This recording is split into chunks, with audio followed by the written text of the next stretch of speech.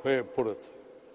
আমাদের অর্থনৈতিক সচল এবং শক্তিশালী দরকার ছিল এই জন্য, যখন আমরা এলডিসি থেকে গ্র্যাজুয়েশন হয়ে যাবে তারপর আমরা বিশ্বের কাছে যেই সব সুযোগ সুবিধা পেতাম সেগুলো কিন্তু অনেকগুলো বন্ধ হয়ে যাবে এবং সেখানে অনেক অ্যাডজাস্টমেন্টের দরকার হবে।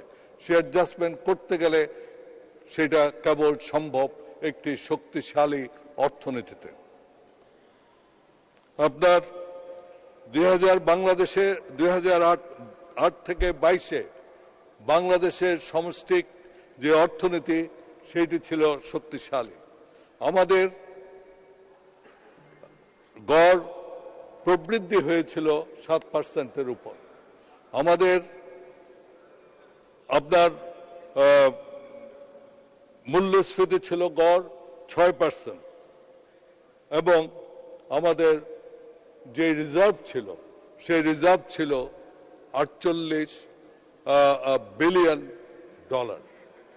এই ছিল আমাদের অর্থনীতির অবস্থা আজকে। এবং কোভিড-19 যখন পৃথিবীর সব জায়গায় অর্থনৈতিক মন্দা দেখা দিয়েছিল, অর্থনীতিতে নানা রকম সমস্যা দেখা দিয়েছিল, তখন বাংলাদেশের অর্থনীতি কিন্তু সাংঘাতিক শক্তির সাথে ছিল এবং আমরা যে $48 বিলিয়ন কথা বলছি আমাদের রিজার্ভ, সেই রিজার্ভ ছিল এই কোভিডের সময়। এই কথা আমাদের ভুলা উচিত না। তাই আমি বলবো, যখন আমাদের মাননীয় সাংসদরা বলেন যে আমাদের অর্থনীতির বর্তমান অবস্থা এই কোভিডের জন্য, এটা কিন্তু সত্যি নয়। এই কোভিডের সময় আমাদের অর্থনীতি সবচেয়ে শক্তিশালী ছিল। আজকে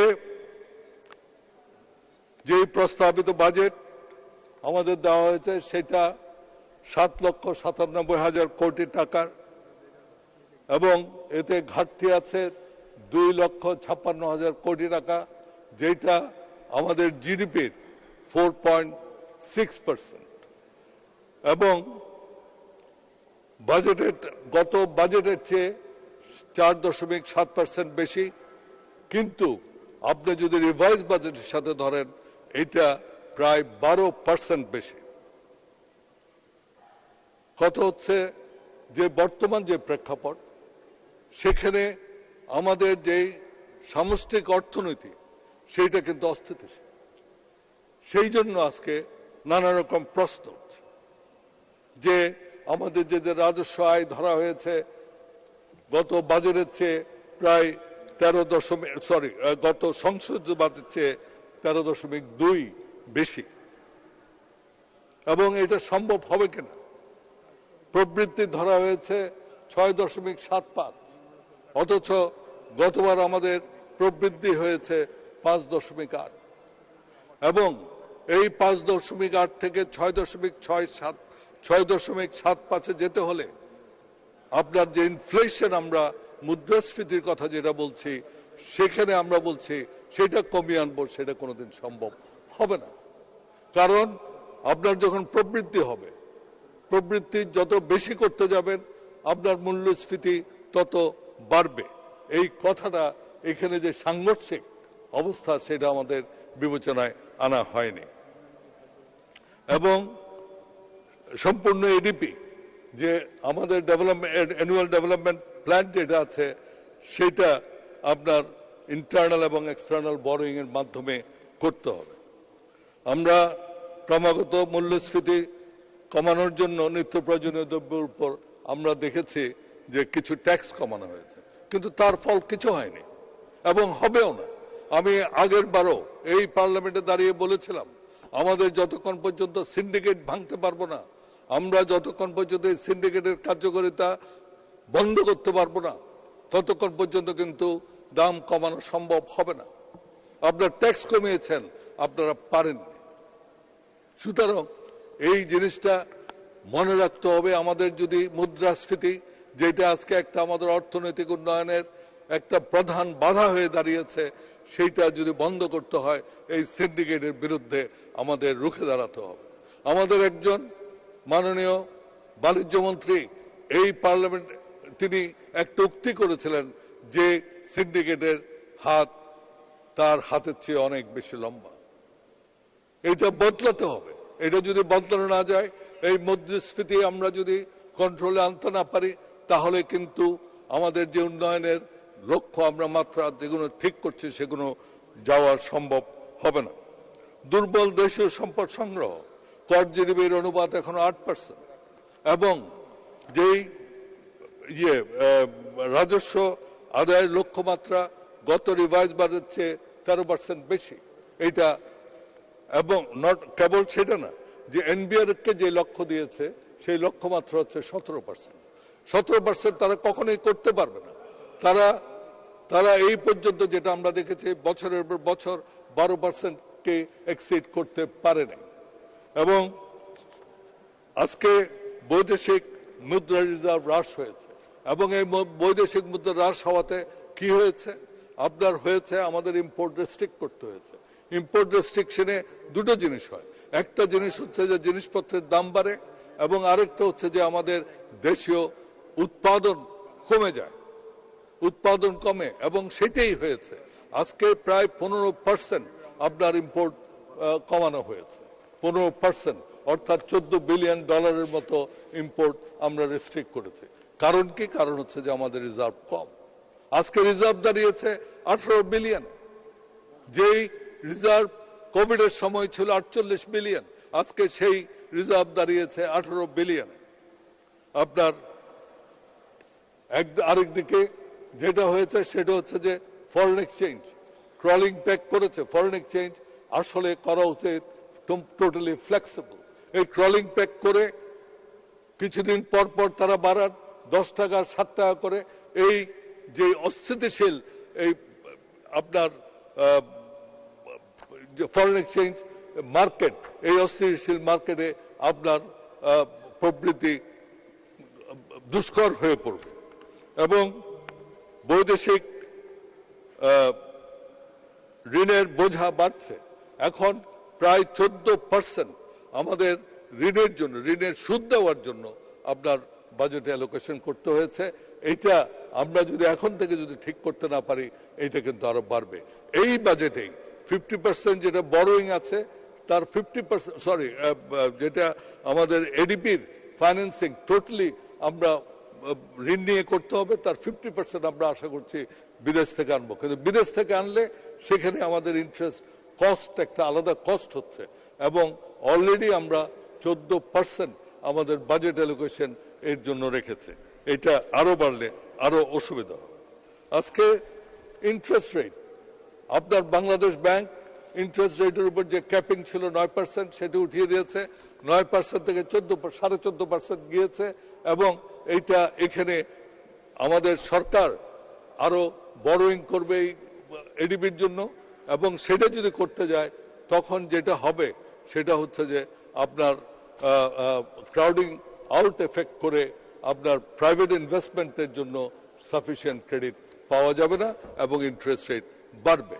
এই ইন্টারেস্ট রেট বাড়া থাকা অবস্থায় কি করে আমার বাজেটে ধরা হয়েছে যে প্রাইভেট ইনভেস্টমেন্ট 27% হবে? 27% কোথা থেকে হবে? গত বছর আমাদের ইনভেস্টমেন্ট হয়েছে 24%, এবং এখন ইন্টারেস্ট বেড়েছে, আপনার জ্বালানির ব্যয় বেড়েছে। এগুলো মিলে এগুলো কোনো ইনভেস্টমেন্ট বাড়বে বলে আমি মনে করি না, বরঞ্চ গতবার যে ইনভেস্টমেন্ট হয়েছে তার চেয়ে ইনভেস্টমেন্ট কমবে। এটাই হচ্ছে আমাদের, আমরা যদি হিসাব করে দেখি আপনারা সেটাই পাবেন। কোন বিজনেসম্যান এখন আপনার যেখানে 9% সুদ দিয়ে তারা পেমেন্ট করতে পারে নাই, সেখানে আজকে আশা করছেন 15% সুদ দিয়ে তারা ডিফল্টার থাকবে না। এটা সম্ভব হবে না। এবং যে গ্যাস বিল, আপনার যে 2 কোটি টাকার গ্যাস বিল দিয়েছে সে আজকে 4 কোটি টাকা গ্যাস বিল দিতে হচ্ছে, এবং এটা প্রত্যেক 3 মাসে বাড়বে। এবং এই অবস্থাতে আমার মনে হয় না যে ইনভেস্টমেন্ট যে প্রোগ্রাম তারা ধরেছেন সেই ইনভেস্টমেন্ট হবে বলে আমি মনে করি না। সুতরাং এখানে আমরা যেটা দেখতে পাচ্ছি যে ইনভেস্টমেন্ট এবং সুদ, টাকার ডেপ্রিসিয়েশন, রিজার্ভ, আপনার ইন্টারনাল রিসোর্স মোবিলাইজেশন, আপনার মুদ্রাস্ফীতি, এগুলো মিলে এই বাজেট বাস্তবায়ন করা অসম্ভব ব্যাপার। আপনি যদি আপনার এই বাজেটে তারা জোর দিয়েছেন ইয়ের উপর, গ্রোথের উপর। ম্যাক্রো ইকোনমিক ডিস্টেবিলাইজেশন এখন আছে। ম্যাক্রো ইকোনমিক ডিস্টেবিলাইজেশন থাকার সময় গ্রোথ প্রায়োরিটি হতে পারে না। আগে আমরা ম্যাক্রো ইকোনমিক স্টেবিলাইজেশনে যাওয়া উচিত ছিল এবং গ্রোথ থাকবে, তবে সেটা কমিয়ে আনার দরকার ছিল এবং পরবর্তীতে আমাদের সেটা গ্রোথের উপর আমরা জোর দিতে পারতাম। এবং এটা এখন কেন দরকার, এখন কেন আমি বলছি ম্যাক্রো ইকোনমিক স্টেবিলাইজেশনের কথা বলছি এই কারণে, 2024-এ আপনি গ্রাজুয়েশন করবেন, এলডিসি গ্রাজুয়েশন হবে, তখন আপনাকে অনেক রকম অ্যাডজাস্টমেন্ট করতে হবে। ম্যাক্রো ইকোনমিক স্টেবিলিটি যদি না থাকে, সে অ্যাডজাস্টমেন্ট করা কোনো সম্ভব হবে না। এবং আমি মনে করি তখন আমাদের আরো বেশি বিপদের সম্মুখীন হতে হবে। আজকে আমি banking sector, one of the most important driving institution in the entire economy, এই ব্যাংকিং সেক্টরে কি হয়েছে? 2008 সালে আপনার ছিল ডিফল্ট লোন ছিল 28,000 crore, আর আজকে ডিফল্ট লোন হয়েছে কত? 1,82,000 কোটি টাকা। 28 থেকে যে 1,82,000 কোটি টাকাতে দাঁড়িয়েছে এবং আমরা সেটার প্রতিফলন দেখেছি। বাংলাদেশ ব্যাংক বলেছে 10টা ব্যাংক কার্যকরী ঠিকভাবে চলছে না। এটা কি হঠাৎ করে হয়েছে? তারা হঠাৎ করে কেন এসে বললেন 10টা ব্যাংক কাজ করছে না? তারা কেন এগুলো আগের থেকে মনিটর করলেন? এবং এই রেকটিফিকেশন যদি না হয়, আমরা যে এলডিসি গ্রাজুয়েশন হচ্ছে, সেই এলডিসি গ্রাজুয়েশনে কিন্তু আমরা যে ফল পাওয়ার কথা, সেই ফল আমরা পাবো না, বরঞ্চ আমরা আরো বেশি অসুবিধার সম্মুখীন হব বলে আমি মনে করি। আজকে জনশক্তি রপ্তানি, যে দুর্নীতির কথা আমরা বলি, জনশক্তি রপ্তানি, মালয়েশিয়ার জনশক্তি রপ্তানি করা হয়েছে। আপনি জানেন যে এখানে একটা সিন্ডিকেট তৈরি করেছিল 100 জনের। এই 100 জনের সিন্ডিকেট আজকে $2 বিলিয়ন, অর্থাৎ 20,000 কোটি টাকা এই যারা বিদেশে গিয়েছে তাদের থেকে নিয়েছে। এটা আমার হিসাব নয়, এই হিসাব দিয়েছে ইউনাইটেড নেশনস থেকে, আমার হিসাব নয়। এক একজন লোক $4,500 থেকে $5,500 দিয়েছে। আজকে 17,000 লোক যেতে পারেনি। তাদের যেই টাকা দিতে হয়েছে $100 মিলিয়ন, কি হচ্ছে কেউ কোনো কিছু জানে না। এই যে 17,000 লোক যেতে পারলো না, পত্রিকা একদিন নিউজ পেপারে উঠলো, তারপর দিন এটা শেষ, এটা নিয়ে আর কোনো কথা নাই। $100 মিলিয়ন এই গরিব লোকগুলোর, যারা জমি বিক্রি করে এই টাকা দিয়েছে, তাদের টাকা কোথায় গিয়েছে কারো কোনো এটার মধ্যে ইন্টারেস্ট নাই। এইভাবে একটা দেশ চলতে পারে না, এইভাবে একটা দেশের উন্নয়ন আসতে পারে না। আপনার দুর্নীতি সাম্প্রতিক সময়ে আমরা দেখেছি কিছু কিছু ঘটনা আমাদের সামনে এসেছে, চিন্তা করা যায়। কিছু গুরুত্বপূর্ণ প্রতিষ্ঠানের গুরুত্বপূর্ণ ব্যক্তি যারা এই প্রতিষ্ঠানগুলোর নেতৃত্ব দেয়, তাদের বিরুদ্ধে আজকে দুর্নীতির অভিযোগ আছে। দুর্নীতির অভিযোগ 100 কোটি টাকার না, হাজার হাজার কোটি টাকা। কি হয়েছে? ওনারা এয়ারপোর্ট দিয়ে চলে গিয়েছে। আরে কত লোককে এয়ারপোর্টে থামানো হয়েছে, যেতে দেওয়া হয়নি, পরে কোর্টের পারমিশন নিয়ে যেতে হয়েছে। আজকে কি বলা হচ্ছে? কোর্টের পারমিশন ছিল না, সেই জন্য তারা চলে গিয়েছে। কেন আপনারা এয়ারপোর্টের লোক বন্ধ করে না যাওয়া? কি করে গেল? আমার কথা হচ্ছে যে আজকে যে অবস্থা দাঁড়িয়েছে, এই অবস্থায় একটি দেশ চলতে পারে, বিশেষ করে সবচেয়ে। এবং আমাদের এখানে অনেকগুলো সংস্থা আছে, যে লোকগুলোর ইতিহাস আমরা পড়ছি, যে বছরের পর বছর তারা এগুলো করেছে। এই সংস্থাগুলো তারা তখন কি করেছে? তারা কি দেখেছে? তাদের কাজ কি? এই সংস্থাগুলোর সামনে কি এই দুর্নীতির কোনো ছাপ পড়েনি?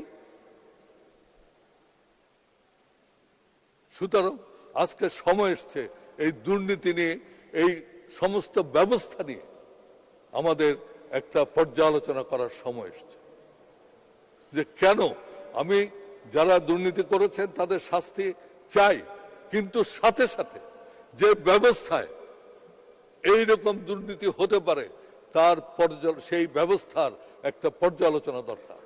এবং সেখানে আমি মনে করি একটা হাই পাওয়ার্ড কমিশন করা উচিত, এবং বিশেষ করে যারা সরকারি কর্মকর্তা আছেন এবং অন্যান্য, আজকে আমরা পার্লামেন্টে যারা আসি আমরা আমাদের একটা স্টেটমেন্ট দিয়ে আসি, আমাদের ওয়েলথ স্টেটমেন্ট আমাদেরকে দিতে হয় ইলেকশনের আগে ইলেকশন কমিশনকে, ঠিক সেরকম একটা ওয়েলথ স্টেটমেন্ট আমি মনে করি আজকে যারা সরকারি চাকরিতে আসবেন তাদের সেই স্টেটমেন্ট দিয়ে তারা সরকারি চাকরিতে ঢোকা উচিত, এবং তিনি যখন বের হয়ে যাবেন তার সেই স্টেটমেন্ট আমরা তখন দেখতে পাব।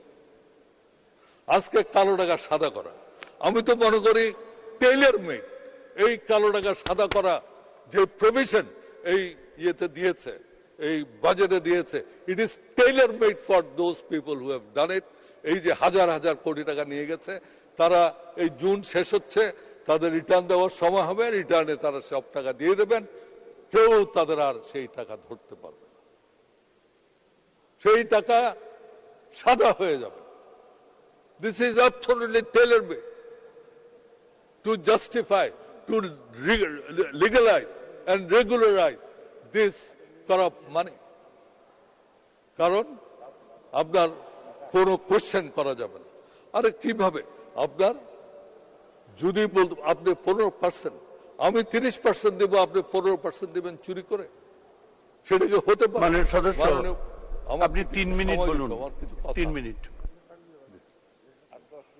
না না, আমাকে ঠিক আছে, আপনি এটা দিয়েছেন, একটু পরে দেন। আমাকে কথা হচ্ছে যে আমাদের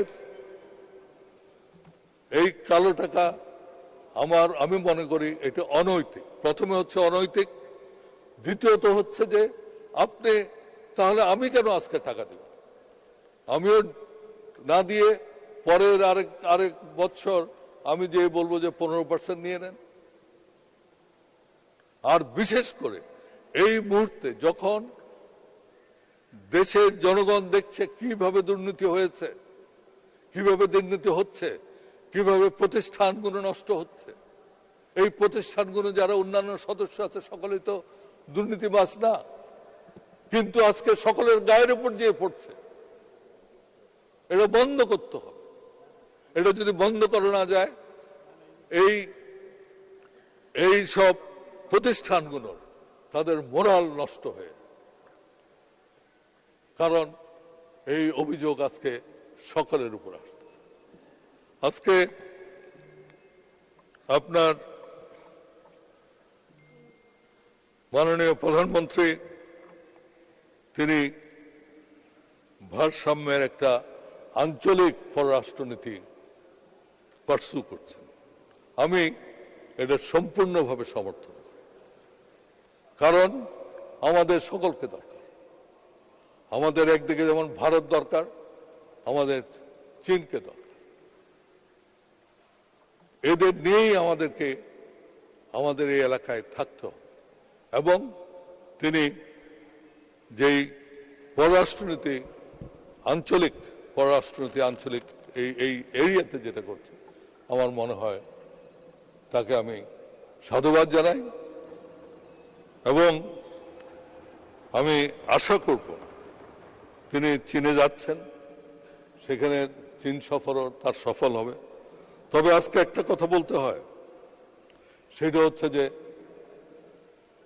বাংলাদেশের জন্য ভারতের সাথে মোরেলের সমস্ত যেসব সমস্যা ছিল, আমাদের বর্ডারের সমস্যা ছিল, আমাদের পানির সির সমস্যা ছিল, সেগুলো সবকিছু বঙ্গোপসাগর নিয়ে সমস্যা ছিল, সেগুলো মোরেলের সমাধান হয়ে গেছে। আমাদের একমাত্র সমস্যা যেটা রয়েছে, এবং যেটা আমি মনে করি বাংলাদেশের অস্তিত্বের সাথে জড়িত, সেটা হচ্ছে পানির সমস্যা, তিস্তার পানি। এবং বিশেষ করে আমি মনে করি গঙ্গার পানি, আরো 2 মিনিট, গঙ্গা বাঁধ এগুলো আমাদের একান্ত ভাবে দরকার। তিস্তার গঙ্গার পানির রিনিউয়াল কেবল রিনিউয়াল নয়, আমি রিনিউয়াল করে যদি সেই পানি বঙ্গোপসাগরে ফেলে দেই আমার কোনো লাভ নাই। সেই পানি ব্যবহার করার জন্য আমাকে ব্যারাজ করতে হবে। সেই ব্যারাজ যদি আমাকে করতে হয়, সেই ব্যারাজ যদি করতে হয়, আমার ভারতের সাথে একটা আন্ডারস্ট্যান্ডিং এ যেতে হবে। সেই জিনিসের উপর আমার জোর দিত। দক্ষিণ পশ্চিম অঞ্চল নির্ভর করে গঙ্গার পানির উপর। দক্ষিণ পশ্চিম অঞ্চলেই আমার গঙ্গার পানি দরকার। আমার গঙ্গার পানি এদিকে দরকার নেই, এদিকে আমার ব্রহ্মপুত্রের যে পানি আছে সেটাই যথেষ্ট। তিস্তার ব্যাপারে বলবো, আমার ইন্টারনাল ম্যানেজমেন্টের জন্য আমার কারো সাহায্যের দরকার নেই। আমাদের এই ওয়াটার বোর্ডে যারা ইঞ্জিনিয়াররা আছেন তারা যথেষ্ট ট্রেন, এক্সপেরিয়েন্স, এডুকেটেড, তারা সেটা করতে পারবেন। আমাদের যেটা দরকার সেটা হচ্ছে যে আমাদের রিসোর্সেস দরকার। সুতরাং তিস্তার এবং এই গঙ্গার এইটার ব্যাপারে আমার মনে হয় যত শীঘ্রই আমরা একটা সমঝোতাতে আসতে পারি সেটা করা দরকার। কারণ 2026-এ আমাদের গঙ্গার যে চুক্তি সেটা এক্সপায়ার করবে, আছে মাত্র আর 2 বছর। এবং এই পানির যে নেগোসিয়েশন গুলো হয় এগুলো কিন্তু যথেষ্ট সময় লাগে।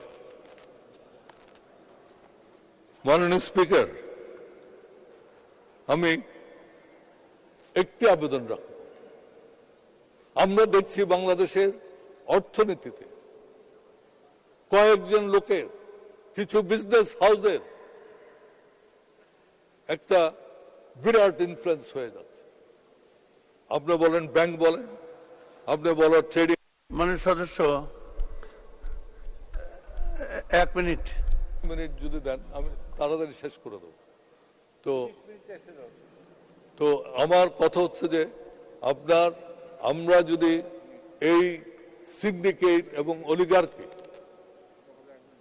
খুব অল্প লোক আজকে প্রত্যেক জায়গায় তাদের ইনফ্লুয়েন্স, এমনকি আমাদের জাতীয় যেসব নীতি নির্ধারণ হয় সেখানেও তাদের ইনফ্লুয়েন্স। এই ইনফ্লুয়েন্স আমি আশা করব আমার মাননীয় সংসদ সদস্যরা কিছু মনে করবেন না, আমাদের কোনো ইনফ্লুয়েন্স নেই। এই বাজেটে বুকে হাত দিয়ে বলেন আমাদের কতটুকু ইনফ্লুয়েন্স আছে? We have no influence. কিন্তু কিছু লোক, কিছু প্রতিষ্ঠান, এরা আজকে প্রত্যেকটা জায়গায় একটা শক্তিশালী অবস্থান নিয়ে বসে। এইটা যদি আমরা শেষ করুন, 1 মিনিট। যেই স্বপ্ন কথা আমরা বলি, আমাদের সরকার দলের সংসদ সদস্যরা বঙ্গবন্ধুর স্বপ্নের কথা বলেন। তিনি স্বপ্ন দেখেছিলেন যেখানে এমন একটি সমাজ ব্যবস্থার যেখানে বৈষম্য থাকবে না। আজকে 1 কোটি টাকার গরু কোরবানি হয়, অন্যদিকে লোক না খেয়ে থাকে না। বাংলাদেশে এখন না খেয়ে থাকে না, কিন্তু তাদের অবস্থা করুণ। এই সমাজ ব্যবস্থা বঙ্গবন্ধু দেখেননি। আমাদের কনস্টিটিউশনে আছে এবং তিনি তখন দিয়েছিলেন সোশ্যালিজম। সোশ্যালিজম আজকাল নাই, কিন্তু সোশ্যালিজম না থাকলেও ইকুইটি বলে একটা জিনিস আছে। সেই ইকুইটি আমাদেরকে এই সমাজ ব্যবস্থায় রাখতে হবে। এবং মাননীয় উপনেতা 1 মিনিট শেষ করুন। সুতরাং আমাদেরকে এই জিনিসটা দেখতে হবে। এই ইকুইটির প্রশ্ন, বঙ্গবন্ধুর যে স্বপ্ন যে মানুষের মধ্যে কোনো বৈষম্য থাকবে না, সেটা অর্থনৈতিক, বিশেষ করে অর্থনৈতিক বৈষম্য থাকবে না। এই সোশ্যালিজমের কথা যেটা বলেছিল সেটা অর্থনৈতিক বৈষম্য নিয়ে কথা বলেছে। সেই অর্থনৈতিক বৈষম্য যেন না থাকে সেই ব্যবস্থা আমাদের করতে হবে। আজকে আমরা যদি সত্যিকার অর্থে বঙ্গবন্ধুর স্বপ্ন বাস্তবায়িত করতে চাই তাহলে আমাদের ঐক্যবদ্ধ হতে হবে। একটি বিষয় যে আমরা একটা সমাজ ব্যবস্থা চাই যেখানে দুর্নীতি থাকবে না, যেখানে আমাদের যে রিসোর্স আছে সেটা সুষম বন্টন হবে এবং কোন অর্থনৈতিক বৈষম্য সেখানে থাকবে না। এই কথা বলে আমি আমার বক্তব্য শেষ করছি। ধন্যবাদ মাননীয় স্পিকার। ধন্যবাদ মাননীয় বিরোধী দলের উপনেতা, আপনাকে অসংখ্য ধন্যবাদ। এখন আলোচনায় অংশগ্রহণ করবেন মাননীয় সদস্য জনাব মোহাম্মদ শাহজাহান ওমর, 125 ঝালকাঠি 1। আপনার নির্ধারিত সময় 5 মিনিট। ধন্যবাদ। মাননীয় স্পিকার, আপনাকে এবং অর্থমন্ত্রীকে ধন্যবাদ জানাই। সাথে সাথে আমার অতি পুরাতন বন্ধু ব্যারিস্টার আনিসুল ইসলাম মাহমুদ, তাকে একটা সুচিন্তিত বাজেট বক্তৃতা দেওয়ার জন্য, সাপোর্টেড বাই স্ট্যাটিস্টিক্যাল ডাটা, তাকেও ধন্যবাদ জানাই। মাননীয় স্পিকার, জুন মাসের 4th উইক খুব তারতম্যপূর্ণ। এই মাসে, এই 4th উইকে 23শে জুন পলাশীর যুদ্ধে এই অঞ্চলের স্বাধীনতা বিলুপ্ত হয়েছিল। আবার 23শে জুন আওয়ামী লীগ সৃষ্টির মাধ্যমে বঙ্গবন্ধুর নেতৃত্বে 1971 সনে আমরা স্বাধীনতা অর্জন করেছি। মাননীয় স্পিকার, দুটো বাঙালি স্বাধীনতা সংগ্রামের মাধ্যমে এই উপমহাদেশকে স্বাধীন করেছিলেন। 1 নম্বরে স্মরণ করতে হয় নেতাজি সুভাষচন্দ্র বোস, যিনি আজাদ হিন্দ ফোর্স করে ব্রিটিশদের বিরুদ্ধে যুদ্ধ করে আমাদের মণিপুর, ইম্ফল, কোহিমা পর্যন্ত এসেছিলেন। জাপানের পরাজয়ের পরে তিনিও তিরোধান হন, কিন্তু ওনার চেতনা কখনো বিলুপ্ত হয়নি। 1946-এ বোম্বেতে নেভাল বিদ্রোহ হয়েছিল। সেই বিদ্রোহ এমন আকার ধারণ করেছিল যে সিপাহীরা ব্রিটিশ অফিসারদের বাম হাত দিয়ে স্যালুট করতো, আর দেখলে সবাই একজোরে বলতো বু বু বু। লজ্জায় ঘৃণায় তৎকালীন প্রধানমন্ত্রী ক্লিমেন্ট এটলি ভারতবর্ষের স্বাধীনতা ত্বরান্বিত করতে বাধ্য হয়েছিলেন। কোনো এক জার্নালিস্ট এটলির ইন্টারভিউ নিয়েছিলেন, যেটা জেনারেল BK বক্স ওনার অ্যানালাইসিস এসছে। জিজ্ঞাসা করছিলেন, কি কারণে তোমরা ভারতকে এত সকালে স্বাধীনতা দিলা? উনি বলছিলেন 3টে অক্ষর, BSB। সেকেন্ড প্রশ্ন করলেন, এই BSB মানে কি? উনি বললেন, বাস্টার সুভাষ বোস। সুভাষ বোসের জন্য ভারত 47-এর স্বাধীনতা ত্বরান্বিত হয়েছিল।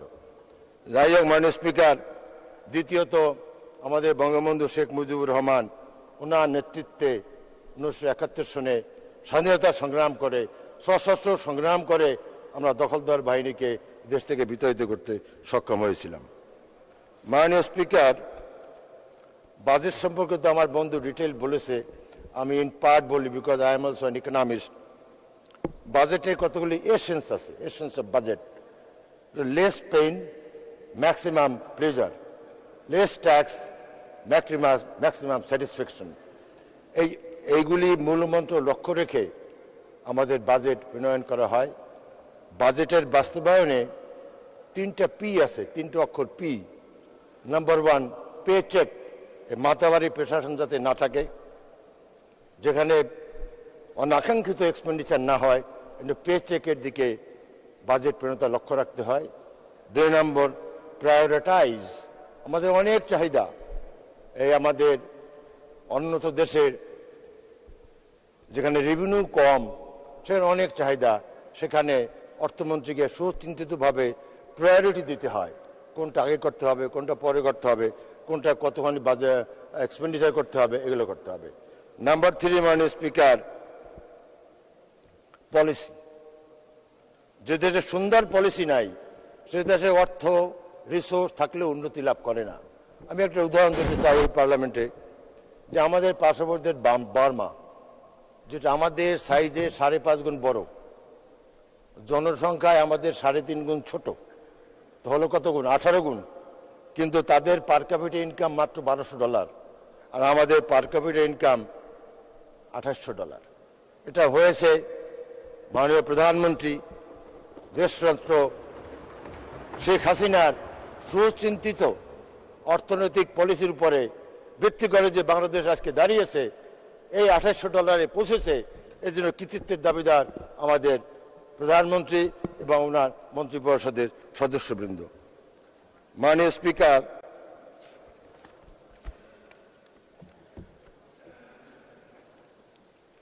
সদস্য 2 মিনিট বলবেন। মাত্র শুরুই তো করলাম না মাননীয় স্পিকার। করার নেই তো। মাননীয় স্পিকার, প্রতি বছর বাজেট দেয়, বাজেটের পরে কতগুলি কমন শব্দ শুনতে শুনতে আমাদের কান ঝালাফেলা করে।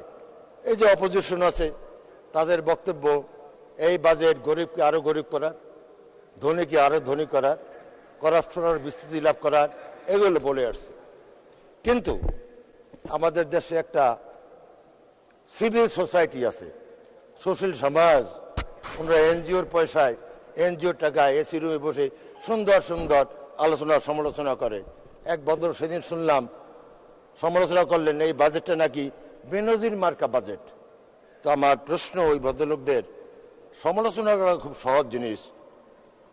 আমার একটা মাননীয় স্পিকার, একসময় একটা ইচ্ছা ছিল একবার অপোজিশনের এমপি হব, কিন্তু এতবার এমপি হয়েও আমার সেটা সম্ভব হয় নাই। আমি সবসময় ট্রেজারি মেচের মেম্বার, আমি সমালোচনা করতে খুব একটা পারি না।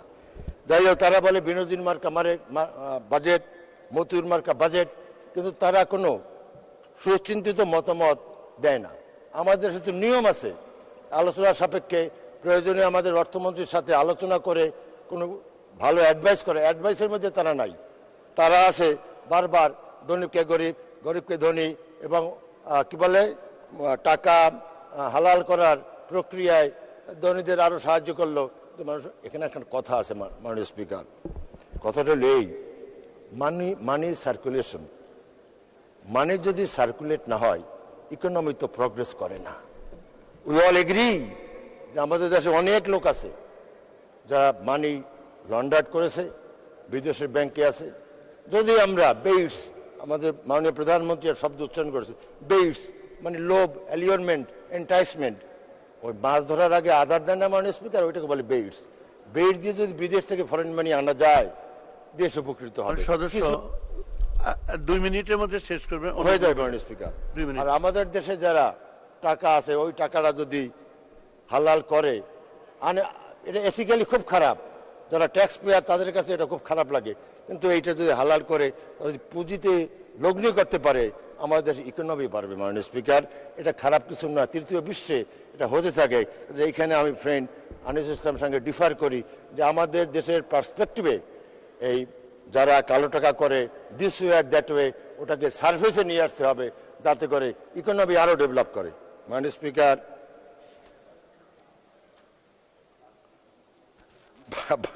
কত কিছু বলার থাকে মানুষরা, কি করে বলবো। আমি একটা জিনিস বলতে চাই, মানে প্রবলেমস, এই যে আমাদের দেশে এই বর্ষার মৌসুমে বিশেষ করে সিলেট এলাকা এবং নর্থ বেঙ্গলে প্রচুর বন্যা হয়, পাহাড় থেকে পানি নেমে আসে, এর কি একটা সমাধানে আমরা পৌঁছতে পারি না? আমি মনে করি, আমি যেটা Indus water distribution, Ganges water distribution দেখেছি, যে এই বড় বড় নদীর সঙ্গে ট্রিবিউটারিজ খনন করে নদীর পানিকে বর্ষার মৌসুমে ডাইভার্ট করে, যাতে করে নিম্ন অঞ্চলে নেওয়া যায়, তাতে অনেকটা বন্যা কমে যায় মাননীয় স্পিকার। তা আমি এখানে, আমাদের শেষ মন্ত্রী নাই, আমি আপনার মাধ্যমে আসেন, আপনার মাধ্যমে ওনাকে অনুরোধ করব, যদি সম্ভব হয়, নিশ্চয়ই উনি শেষ মন্ত্রী, উনি অনেক বিষয়ে অভিজ্ঞ, যে বড় বড় নদীর সঙ্গে, সুরমার সঙ্গে, কুশিয়ারের সঙ্গে, তিস্তার সঙ্গে, যমুনার সঙ্গে যদি ট্রিবিউটারিজ করে, যখন বন্যার পানি ভারত থেকে আসে, পানিকে ডাইভার্ট করে বন্যা থেকে কিছুটা রক্ষা করা যায়, সেই চেষ্টা করবেন। মাননীয় স্পিকার, লাস্ট ওয়ান সেন্টেন্স আমি বলি, মাই লর্ড, গ্লোরি, গ্লোরি একটা শব্দ আছে মাননীয় speaker, the greatest glory, 1 minute শেষ করবেন, মিনিট লাগবে না, last sentence, the greatest glory in living lies not in never failing. জীবনে কখনো ফেল করে নাই, ফেলে কিন্তু সাকসেসফুল না। কে successful? But in rising every time we fall. আমাদের প্রত্যেকবার পতন হয়, আবার আমরা রাইজ করি। এটা হলো glory of life, success of life. যেরকম আওয়ামী লীগ rose in 56, মাশাআল্লাহর জন্য fall in 58, again rose in 70, মাশাআল্লাহর মধ্যুত্থানের জন্য fall in 75, again rose in 96, fell in 201, now rose again in 208, and is continuing, is going on and on and on. And I বিশ্বাস করি under the leadership of our Prime Minister, Awami League will continue further and further. Thank you, Mr. Speaker. Jai Bangla, Jai Bangabandhu. ধন্যবাদ ধন্যবাদ মাননীয় সদস্য, আপনাকে অসংখ্য ধন্যবাদ। এখন আলোচনায় অংশগ্রহণ করবেন মাননীয় প্রতিমন্ত্রী জনাব কুজেন্দ্রলাল ত্রিপুরা, 298 খাগড়াছড়ি। আপনার সময় 7 মিনিট। ধন্যবাদ। মাননীয় স্পিকার, আপনাকে অসংখ্য ধন্যবাদ। 2041 সালের বাংলাদেশের প্রধানমন্ত্রী জননেত্রী শেখ হাসিনা ঘোষিত স্মার্ট বাংলাদেশ বিনির্মাণের এবং স্বাধীনতার মহান স্থপতি জাতির পিতা বঙ্গবন্ধু শেখ মুজিবুর রহমানের সোনার বাংলাদেশ গড়ার লক্ষ্যে এবারে যে বাজেটটি দেওয়া হয়েছে এটা অত্যন্ত সময় উপযোগী এবং আমাদের যারা মাননীয় সংসদ সদস্যবৃন্দ যারা কথা বলেছেন এখানে প্রত্যেকেই এটার ইতিবাচক দিক তারা তুলে ধরেছেন।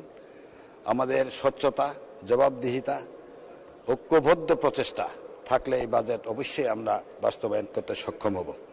তো যাই হোক, এই বাজেট বক্তব্যের প্রারম্ভেই আমি শ্রদ্ধাভরে স্মরণ করতে চাই যিনি সারাটা জীবন কষ্ট করেছেন ক্ষুধা দারিদ্র্যমুক্ত বাংলাদেশ বিনির্মাণের জন্য, যিনি এই দেশের নিপীড়িত, নির্যাতিত, শোষিত, বঞ্চিত, অবহেলিত, পশ্চাৎপদ জনগোষ্ঠীর মুক্তির জন্য সারাটা জীবন আন্দোলন করেছেন এবং তার আন্দোলন করতে যেয়ে 4682 দিনের মতো তার কষ্টের শিকার হয়েছিল জেলখানার ভিতরে, জেলে কাটাতে হয়েছিল তার জীবন। তিনি হচ্ছেন জাতির পিতা বঙ্গবন্ধু শেখ মুজিবুর রহমান। আমি আজকের এই দিনে তাকে শ্রদ্ধাভরে স্মরণ করছি এবং আমি শ্রদ্ধাভরে স্মরণ করছি স্বাধীনতা আন্দোলনে যারা শহীদ হয়েছেন, আমাদের 30 লক্ষ বীর শহীদ, 2 লক্ষ মা বোন যারা যাদের সম্ভ্রম হানি হয়েছিল এবং জাতীয় চার নেতা সহ সকলের প্রতি শ্রদ্ধা জানিয়ে আমি আমার বক্তব্য শুরু করতে চাই। মাননীয় স্পিকার, প্রত্যেক বছর যখন বাজেট এখানে পেশ করা হয় কিছু না কিছু যার যার মত তারা প্রকাশ করবার একটা সুযোগ থাকে এবং প্রকাশ করে। এছাড়া দেশে নানান অর্থনীতিবিদরা আছে, তারাও তাদের মতো করে তারাও এটা আলোচনার মধ্যে নিয়ে আছে। তবে একটা জিনিস আমি বলতে চাই যে সমালোচনা থাকবে, ইতিবাচক সমালোচনা থাকলে সেটা দেশের উন্নয়ন অবশ্যই অর্জিত হয়।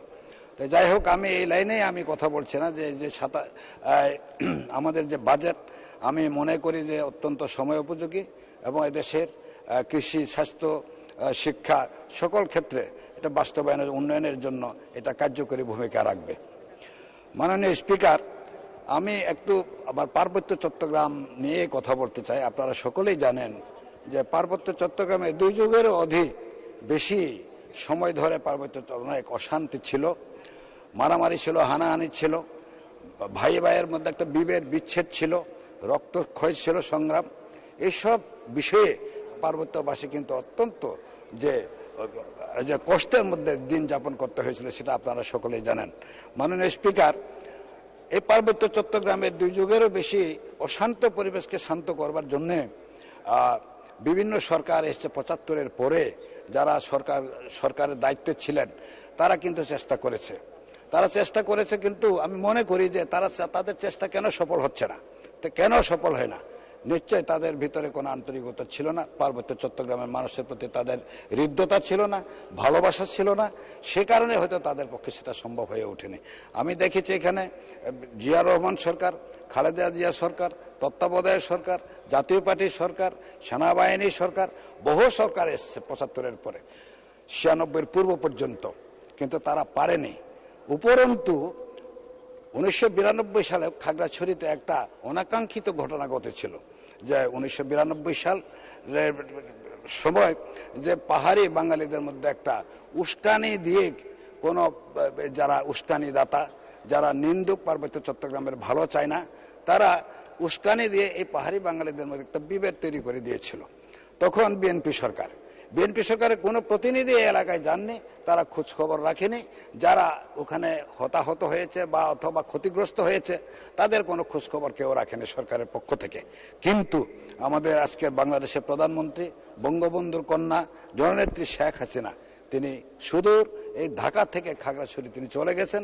খাগড়াছড়ি সদর থেকে পানছড়ি আর 24 কিলোমিটার উত্তরে ইন্ডিয়া বর্ডার, সেখানে যেয়ে তিনি পাহাড়ি বাঙালি সর্বস্তরের মানুষের সাথে কথা বলেছেন এবং তিনি আশ্বস্ত করে দিয়ে এসেছেন যে তিনি যখন ক্ষমতায় যাবেন এই পার্বত্য চট্টগ্রামের অশান্ত পরিবেশ তিনি শান্ত করবেন।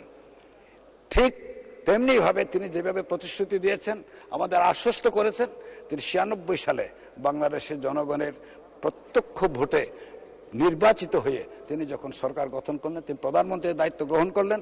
দায়িত্বটা 1997 2 ডিসেম্বর পার্বত্য চট্টগ্রামে 2 যুগের যে আমাদের যে অশান্ত পরিবেশ ছিল সেটা কিন্তু চুক্তির মধ্য দিয়ে তিনি শান্তি ফিরিয়ে আনেন। তখন থেকে পার্বত্য চট্টগ্রামে একটা আনন্দ বয়ে আনছিল এবং উন্নয়নের সুবাতাস চতুর্দিকে ছড়িয়ে পড়ছিল। কিন্তু দুর্ভাগ্যজনক হলে সত্য যে 2001 সালে 96 থেকে 2001 পর্যন্ত তিনি কাজ করছিলেন এবং 2001 সালে আপনারা সকলে জানেন যে যেভাবে হোক তাকে বাংলাদেশ আওয়ামী লীগকে হারিয়ে দিয়ে 4 দলীয় জোট সরকার নামক সরকার গঠন করবার মধ্য দিয়ে যে অনাচার অবিচার ইতিপূর্বে ছিল, 200 বছরের ব্রিটিশ আমলে যে শাসন শোষণ ছিল পার্বত্য চট্টগ্রামে, পাকিস্তান আমলে 23 বছর পর্যন্ত যে শাসন শোষণ ছিল, তেমনি ভাবে আবার শুরু করেন তারা আমাদের উপরে অত্যাচার অবিচার, শাসন শোষণ, নিপীড়ন, নির্যাতন। আমরা অত্যন্ত সৌভাগ্য যে আবার 2008 সালে নির্বাচনের পরে বঙ্গবন্ধুর কন্যা জননেত্রী শেখ হাসিনার নেতৃত্বে বাংলাদেশ যখন ক্ষমতায় আসলো, তখন আবার পার্বত্য চট্টগ্রামের বিভিন্ন প্রকল্প গ্রহণ করবার মধ্য দিয়ে পার্বত্য চট্টগ্রামে দীর্ঘদিনের যে তারা যে উপেক্ষিত ছিল, তাদের যে আকাঙ্ক্ষা ছিল, প্রত্যাশা ছিল, সেটা পূরণের জন্য কাজ শুরু হয়। আমরা পার্বত্য চট্টগ্রামে অভূতপূর্ব উন্নয়ন হয়েছে। এছাড়া আপনারা জানেন যে বাংলাদেশের প্রধানমন্ত্রী আজকে আমাদের জননেত্রী শেখ হাসিনা, তিনি পার্বত্যবাসীর কথা চিন্তা করে এই ঢাকার মধ্যে আপনার 2 একরের মতো জায়গা অফিস বেলি রোডে জায়গা করে দিয়ে 200 কোটি টাকার উপরে খরচ করে হাসিনা পার্বত্য কমপ্লেক্স তিনি নির্মাণ করে দিয়েছেন। শুধুমাত্র পার্বত্য চট্টগ্রাম মানুষের সদস্য, শুধুমাত্র পার্বত্য চট্টগ্রাম। 2 মিনিট বলবেন, আমাকে একটু সময় দিয়ে আমি শেষ করব। আমি কেন বললাম কথা এটা, তাইলে পার্বত্য চট্টগ্রাম আজকে শেখ হাসিনা তিনি শুধু বাংলাদেশের নেত্রী না, তিনি বিশ্ববাসীর নেত্রী আজকে আমাদের যে জননেত্রী শেখ হাসিনা। তাই তিনি মানবতার মা হয়েছেন, তিনি নানা সুখ্যাতি অর্জন করেছেন। আমি বলবো যে এই যে পার্বত্য চট্টগ্রামের জন্য আলাদা একটা যে চিন্তা চেতনা তার, তিনি জানেন যে পার্বত্য চট্টগ্রামের দীর্ঘদিন পর্যন্ত অবহেলিত ছিল, তারা শোষণ শাসন অধীনে ছিল, সে কারণে তাদেরকে কিছু বিশেষভাবেই দেখা উচিত, সে যেন বিশেষ আইন করেই পার্বত্য চট্টগ্রাম বিষয়ক মন্ত্রণালয় করে দিয়েছেন। সে পার্বত্য চট্টগ্রাম বিষয়ক মন্ত্রণালয়ের তার বদান্যতায় আজকে আমি দায়িত্বপ্রাপ্ত। আমি তার এই বিশ্বাস কখনো ভঙ্গ করব না। আমি চেষ্টা করব তার সে বিশ্বাসটা রেখেই আমি পার্বত্য চট্টগ্রামবাসীর মঙ্গলের জন্য, কল্যাণের জন্য কাজ করবার জন্য আমি চেষ্টা করব। আমি সে কারণে মাননীয় প্রধানমন্ত্রী জননেত্রী শেখ হাসিনাকে আরেকবার ধন্যবাদ জানাতে চাই। একই সাথে আমি কিছু এলাকার যেটা উন্নয়ন হয়েছে তাইলে আর কি দরকার আপনি প্রশ্ন করতে পারেন, কিন্তু দীর্ঘদিন পর্যন্ত উপেক্ষিত ছিল, দীর্ঘদিন পর্যন্ত এটা কারো নজরে ছিল না। আমি যেটি বললাম 200 বছর শাসন ব্রিটিশের, 23 বছর পাকিস্তানের, এরপরে তো 75-এর পরে তো শুরু হলো নানান অত্যাচার অবিচার পার্বত্য চট্টগ্রামে। তো কাজে 15 বছরের মধ্যে যা করেছেন এটা অভূতপূর্ব তিনি করেছেন।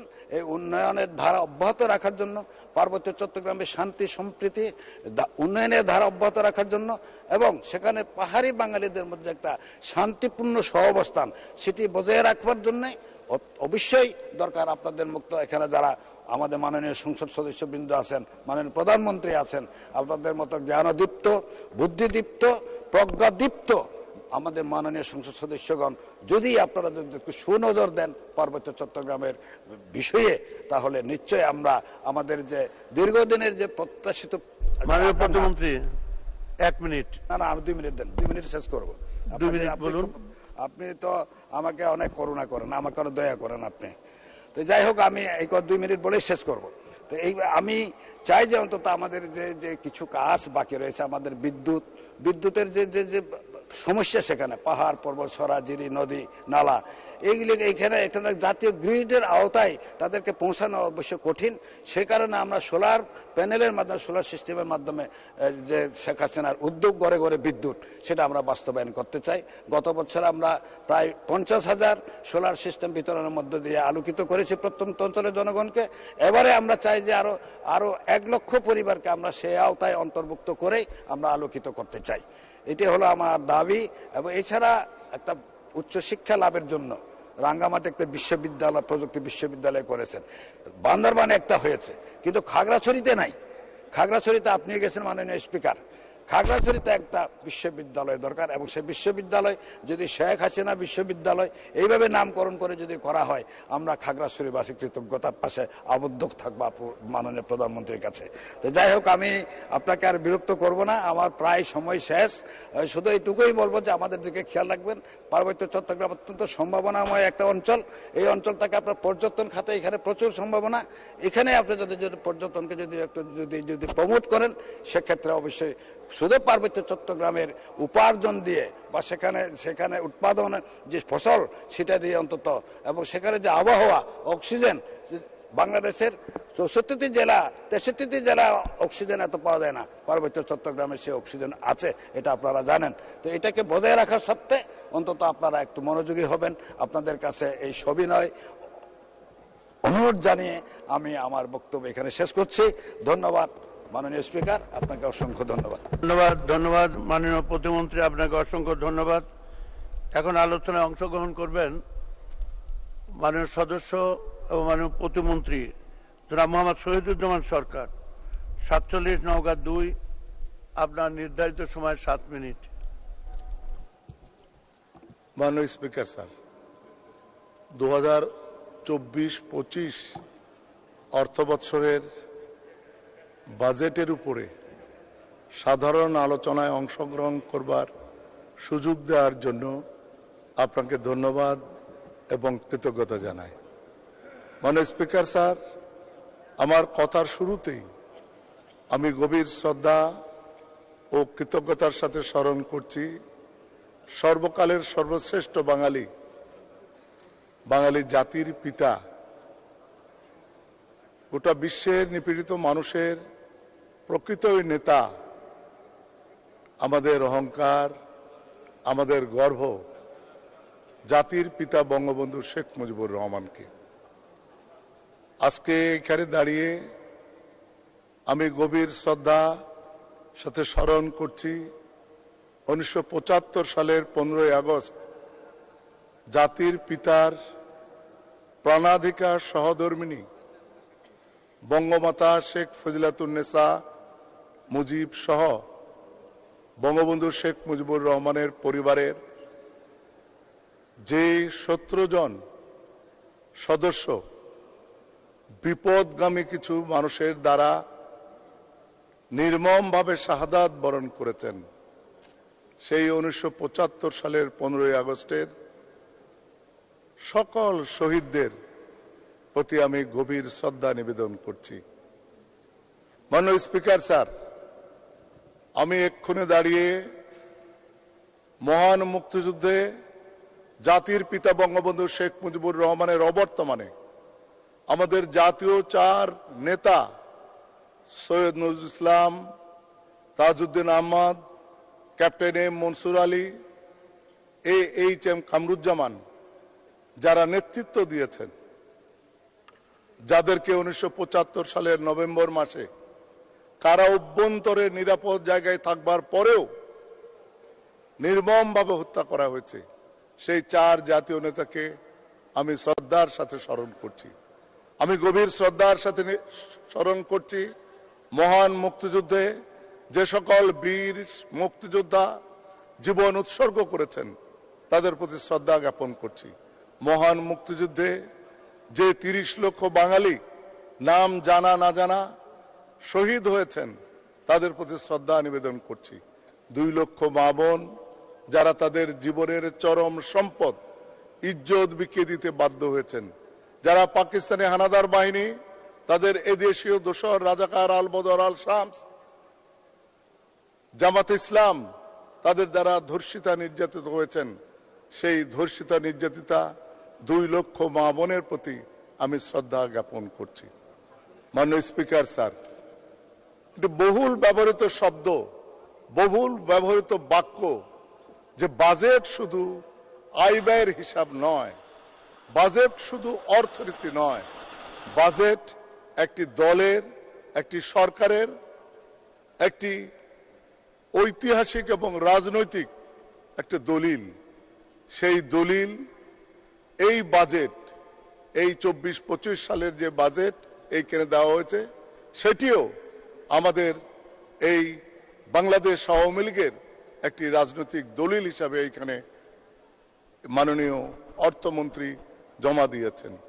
আমি এই কারণে মাননীয় অর্থমন্ত্রীকে ধন্যবাদ জানাই, কৃতজ্ঞতা জানাই যে এই বাজেট প্রস্তুতকালে উনি জাতির পিতা বঙ্গবন্ধু শেখ মুজিবুর রহমানের আদর্শকে হৃদয়ে ধারণ করেছেন। মাননীয় প্রধানমন্ত্রী জননেত্রী শেখ হাসিনার নির্দেশনাকে মাথায় রেখেছেন। আমি ধন্যবাদ জানাই যে এই বাজেট প্রণয়নের সময় মাননীয় অর্থমন্ত্রী আমাদের যে নির্বাচনী ইশতেহার, সেই ইশতেহারকে প্রতিটি বর্ণ বর্ণ অক্ষর অক্ষর মেনে চলেছেন। উনি এই বাজেট প্রণয়নকালে আমাদের যে প্রেক্ষিত পরিকল্পনা আছে, সেই প্রেক্ষিত পরিকল্পনাকে মনে রেখেছেন। এই বাজেট প্রণয়নকালে উনি আমাদের যে এসডিজি প্রণয়নের, এসডিজি বাস্তবায়নের যে অঙ্গীকার আছে, সেই এসডিজি কে মনে রেখেছেন উনি। এই বাজেট প্রণয়নের সময় উনি আমাদের যেই 8ম পঞ্চবার্ষিক পরিকল্পনা, যে পরিকল্পনা এখন চলমান আছে, সেই পরিকল্পনাকে বিবেচনায় নিয়েছেন। উনি বিবেচনায় নিয়েছেন আমাদের মাননীয় প্রধানমন্ত্রী যে ডেল্টা প্ল্যান 2100, সেই প্ল্যানে যেসব কথা আমরা বলেছি, সেই প্ল্যানে যেসব স্বপ্ন আমরা জাতিকে দেখিয়েছি, সেই স্বপ্নের কথা উনি মনে রেখেছেন। এইরকম একটি বাজেট, যে বাজেটে আমরা আমাদের স্বপ্নের পথগুলো, স্বপ্নে পৌঁছবার ঠিকানাগুলো, আকাশকে স্পর্শ করবার ঠিকানাগুলো খুঁজে পাই, রাস্তা খুঁজে পাই, সেই বাজেট এই মহান সংসদে উনি পেশ করেছেন। আমি আবারও আমার পক্ষ থেকে ওনাকে ধন্যবাদ এবং কৃতজ্ঞতা জানাই। মাননীয় স্পিকার স্যার, এই বাজেট নিয়ে নানাভাবে কথা বলা হচ্ছে, নানা কথা বলা হচ্ছে যে সংকট, এই সংকোচন, নানা রকম। এই বাজেট মোটেও সংকোচনমূলক কোনো বাজেট নয়। আপনি দেখবেন গত অর্থ বছরের চাইতে এই বাজেটও আমার সম্প্রসারণশীল একটি বাজেট। এই বাজেটও আগামী গত অর্থ বছরের তুলনায় এবারও একটি বড় আকারের বাজেট দেওয়া হয়েছে। এবং শুধু বাজেট দেওয়া নয়, সেই বাজেটে যে অনুষঙ্গগুলো এসেছে, সেই অনুষঙ্গগুলো আগামীকে সামনে নিয়ে জাতির পিতার স্বপ্নের সোনার বাংলা এবং আমাদের প্রিয় নেত্রী জননেত্রী শেখ হাসিনার স্মার্ট বাংলাদেশ গড়বার প্রত্যয়কে সামনে নিয়েই আমরা এগিয়ে যাচ্ছি। এই বাজেটের মাধ্যমে আমরা এগিয়ে যাব। মাননীয় স্পিকার স্যার, আমাদের এই কথাগুলো বারংবার বলতে হয়, আবারও বলছি, এক কুসুমে কীট আছে, চাঁদে কলঙ্ক আছে। সেই জন্য যারা কুসুমের সৌন্দর্য ভোগ করতে চায় না, সেই কারণে যারা চাঁদের সৌন্দর্য ভোগ করতে চায় না, তাদেরকে দুর্ভাগা বলা ছাড়া আর অন্য কোনো ভাষা আমার কাছে নেই। আমি তাদের দুর্ভাগ্যের জন্য নিজেই তাদের জন্য আমি কষ্ট অনুভব করি। মাননীয় স্পিকার স্যার, আমরা এই বাজেটের মাধ্যমে সেই আমাদের স্বপ্ন সারথী মাননীয় প্রধানমন্ত্রী জননেত্রী শেখ হাসিনার হাত ধরে জাতির পিতার স্বপ্নের সোনার বাংলায় আমরা পৌঁছে যাব। 2 মিনিট বলবেন। মাননীয় স্পিকার স্যার, এই বাজেট আমরা প্রমাণ করতে পেরেছি শুধু এই বাজেট নয়, মাননীয় প্রধানমন্ত্রীর যে ধারাবাহিক যে বাজেট, সেই বাজেটগুলো নিয়ে আমরা যদি আজকে আলোচনা করি, তাহলে আমরা দেখতে পারবো যে এই বাজেটের ধারাবাহিকতা আছে। আমরা যখন আমাদের এই বার্ষিক উন্নয়ন কর্মসূচি, একটি দেশের উন্নয়নের মূল বিষয়বস্তু, মূল স্বপ্ন, বার্ষিক উন্নয়ন কর্মসূচির মাধ্যমে বাস্তবায়ন হয়। আমি যদি আপনাকে অতীত থেকে একটু বিনয়ের সাথে বলতে চাই, আমরা যখন বিএনপি জামাতের সরকারের কাছ থেকে যখন আমরা নতুন সরকার গঠন করেছি, তখন তাদের বার্ষিক উন্নয়ন কর্মসূচিতে বরাদ্দ ছিল 21,600 কোটি টাকা, 21,600 কোটি টাকা। আর আজকে এই 2024-25 সালের এই যে বাজেট আমরা পেশ করেছি, সেই বাজেটে মাননীয় অর্থমন্ত্রী আমাদের এডিবিতে বরাদ্দ রেখেছেন 2,65,000 কোটি টাকা। ঠিক এইভাবে অন্যান্য অনুষঙ্গগুলো, অন্যান্য প্যারামিটারগুলো যদি আমরা দেখি, প্রত্যেকটা ক্ষেত্রেই আমরা দেখতে পাবো যে আমাদের জিডিপি এক সময় 55,000, বিএনপি যখন আমাদের হাতে দেশ দিয়েছে 55,000 কোটি টাকা তখন জিডিপি ছিল। আজকে সেই জিডিপি 55 লক্ষ টাকায়, আজকে আমাদের জিডিপি 55 লক্ষ কোটি টাকায় আমাদের জিডিপিতে রূপান্তরিত হয়েছে। এইভাবে প্রত্যেকটা ক্ষেত্রে আমি শুধু একটা বিষয়, আমি লম্বা করতে চাই না, সময় স্বল্প, আমি শুধু বলতে চাই যে আমাদের গড় আয়ু, একটা দেশের মানুষের গড় আয়ু ওই দেশের অর্থনীতিকে কিছুটাও প্রতিনিধিত্ব করে। আমাদের গড় আয়ু ওই জামাত বিএনপি সরকারের সময় 66 বছর ছিল, আজকে আমাদের গড় আয়ু 73 বছর অতিক্রম করে যাচ্ছে। এবং আমরা গর্বের সাথে বলতে পারি এই গড় আয়ু এই দক্ষিণ এশিয়ার মধ্যে বাংলাদেশ, ভারত, প্রতিমন্ত্রী 2 মিনিট বলুন, পাকিস্তানের চাইতে বাংলাদেশের গড় আয়ু বেশি। মানে আমাদের মানুষ আজকে ভালো আছে, এটি আমরা প্রমাণ করে দিয়ে বলতে চাই যে আমাদের গড় আয়ু এটি ইন্ডিকেটর। মাননীয় স্পিকার স্যার, এটি নিয়ে অনেক কথা হয়, ঋণের কথা বলা হয়, ঋণ করছি আমরা, ঋণ করছি, এই কথাগুলো বলা হয়। অর্থনীতির প্রাচীন শাস্ত্র যেটি এখন পর্যন্ত যেটি অর্থনীতির মূল আকর গ্রন্থ হিসাবে গোটা পৃথিবীর কাছে, বিশেষ করে আমাদের এই উপমহাদেশে পরিচিত কৌটিল্যের অর্থশাস্ত্র, সেই কৌটিল্য তার অর্থশাস্ত্র যেটি লেখা হয়েছে যীশু খ্রিস্টের জন্মেরও 400 বছর আগে, সেই অর্থশাস্ত্রে কৌটিল্য বলেছেন ঋণাং কৃত্তাং ঘিতং পিবেত। ওনার ব্যাখ্যাটা ছিল ঋণ করে হলেও ঘি খাবে, তাহলে তোমার সক্ষমতা বাড়বে। দেখতে হবে আমার ঋণের টাকা আমি কোন ক্ষেত্রে ব্যয় করছি। আমি ঋণের টাকা যদি আমার সক্ষমতা বৃদ্ধির জন্য ব্যয় করি, তাহলে ওই অর্থনীতির আকর গ্রন্থ অনুযায়ী আমরা পথ হারাইনি। আমরা জোর দিয়ে বলতে পারি আমরা সেইভাবে ব্যয় করছি, এবং সেই ব্যয়ের আমরা যে ফসল আমাদের এই জাতি, এই দেশের মানুষ আমরা ভোগ করছি, এইটুকু আমরা জোর দিয়ে বলতে চাই। মাননীয় স্পিকার স্যার, আমি শুধু আপনার মাধ্যমে বলতে চাই, আমাদের কোন বক্তা আমাদের এই সময়টাকে উদাহরণ হিসাবে বলছেন যে করোনা কালের চাইতে আমরা এখন খারাপ আছি। তাদেরকে দয়া করে এটি বুঝবার জন্য অনুরোধ করছি যে যখন একটা কেন্দ্রে কোনো একটা ঢেউ ওঠে, সেই ঢেউটি পাড়ে আছড়ে পড়তে বেশ সময় লাগে। আমরা করোনার সময় যে ঢেউয়ের শিকার হয়েছি, সেই ঢেউয়ের আজকে অবস্থাটি এইখানে চলে আসছে, আমাদের পাড়ে আসে আঘাত করছে আজকে ঢেউ। আর শুধু সেইখানে নয়, মাননীয় স্পিকার স্যার, আমরা জানি যে নগরে আগুন লাগলে দেবালয়ে রক্ষা পায় না। গোটা বিশ্বে আজকে ইউক্রেন রাশিয়ার যুদ্ধ বলেন, আর সেই মধ্যপ্রাচ্যের গাজা ফিলিস্তিন ইসরায়েল যুদ্ধ বলেন, গোটা পৃথিবী আজকে একটা টালমাটাল অবস্থায়। সেই অবস্থার কারণে গোটা বিশ্বে যখন আগুন লেগেছে অর্থনীতিতে, গোটা বিশ্বের অর্থনীতি, আমরা যদি আমেরিকার অর্থনীতিটা দেখি, আমরা যদি জাপানের অর্থনীতি দেখি, আমরা যদি জার্মানির অর্থনীতি দেখি, তাহলে দেখব যে তারা তাদের নীতি সুধার কিভাবে বাড়িয়েছে। এই নীতি সুধার বাড়াবার জন্য গোটা পৃথিবীতেই আজকে ডলার দুর্মূল্য হয়েছে। সেই ডলার দুর্মূল্য হবার সময়ও আমাদের বাংলাদেশ ব্যাংক সাহসী পদক্ষেপ নিয়েছে রোলিং পেগ সিস্টেমের মাধ্যমে। এখন কিন্তু ডলারকে একটা নির্দিষ্ট জায়গায় বেঁধে রাখবার মতো অবস্থায় আমাদের সরকার, বাংলাদেশ ব্যাংক সেই অবস্থায় এসেছে।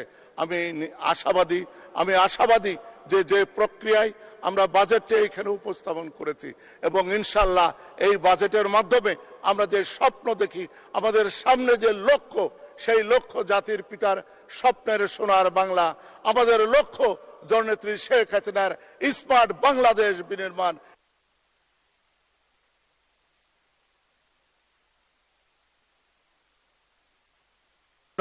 ধন্যবাদ মাননীয় প্রতিমন্ত্রী, আপনাকে অসংখ্য ধন্যবাদ।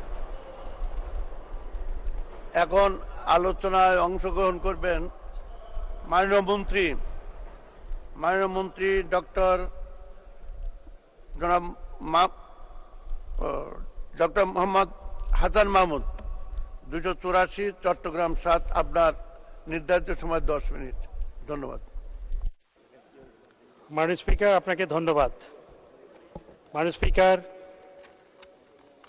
আমি প্রথমেই মহান আল্লাহর কাছে শুকরিয়া আদায় করছি আমাকে, এবং একই সাথে মাননীয় প্রধানমন্ত্রীর প্রতি কৃতজ্ঞতা প্রকাশ করছি। তিনি আমাকে গত নির্বাচনে আওয়ামী লীগের মনোনয়ন দিয়েছিলেন।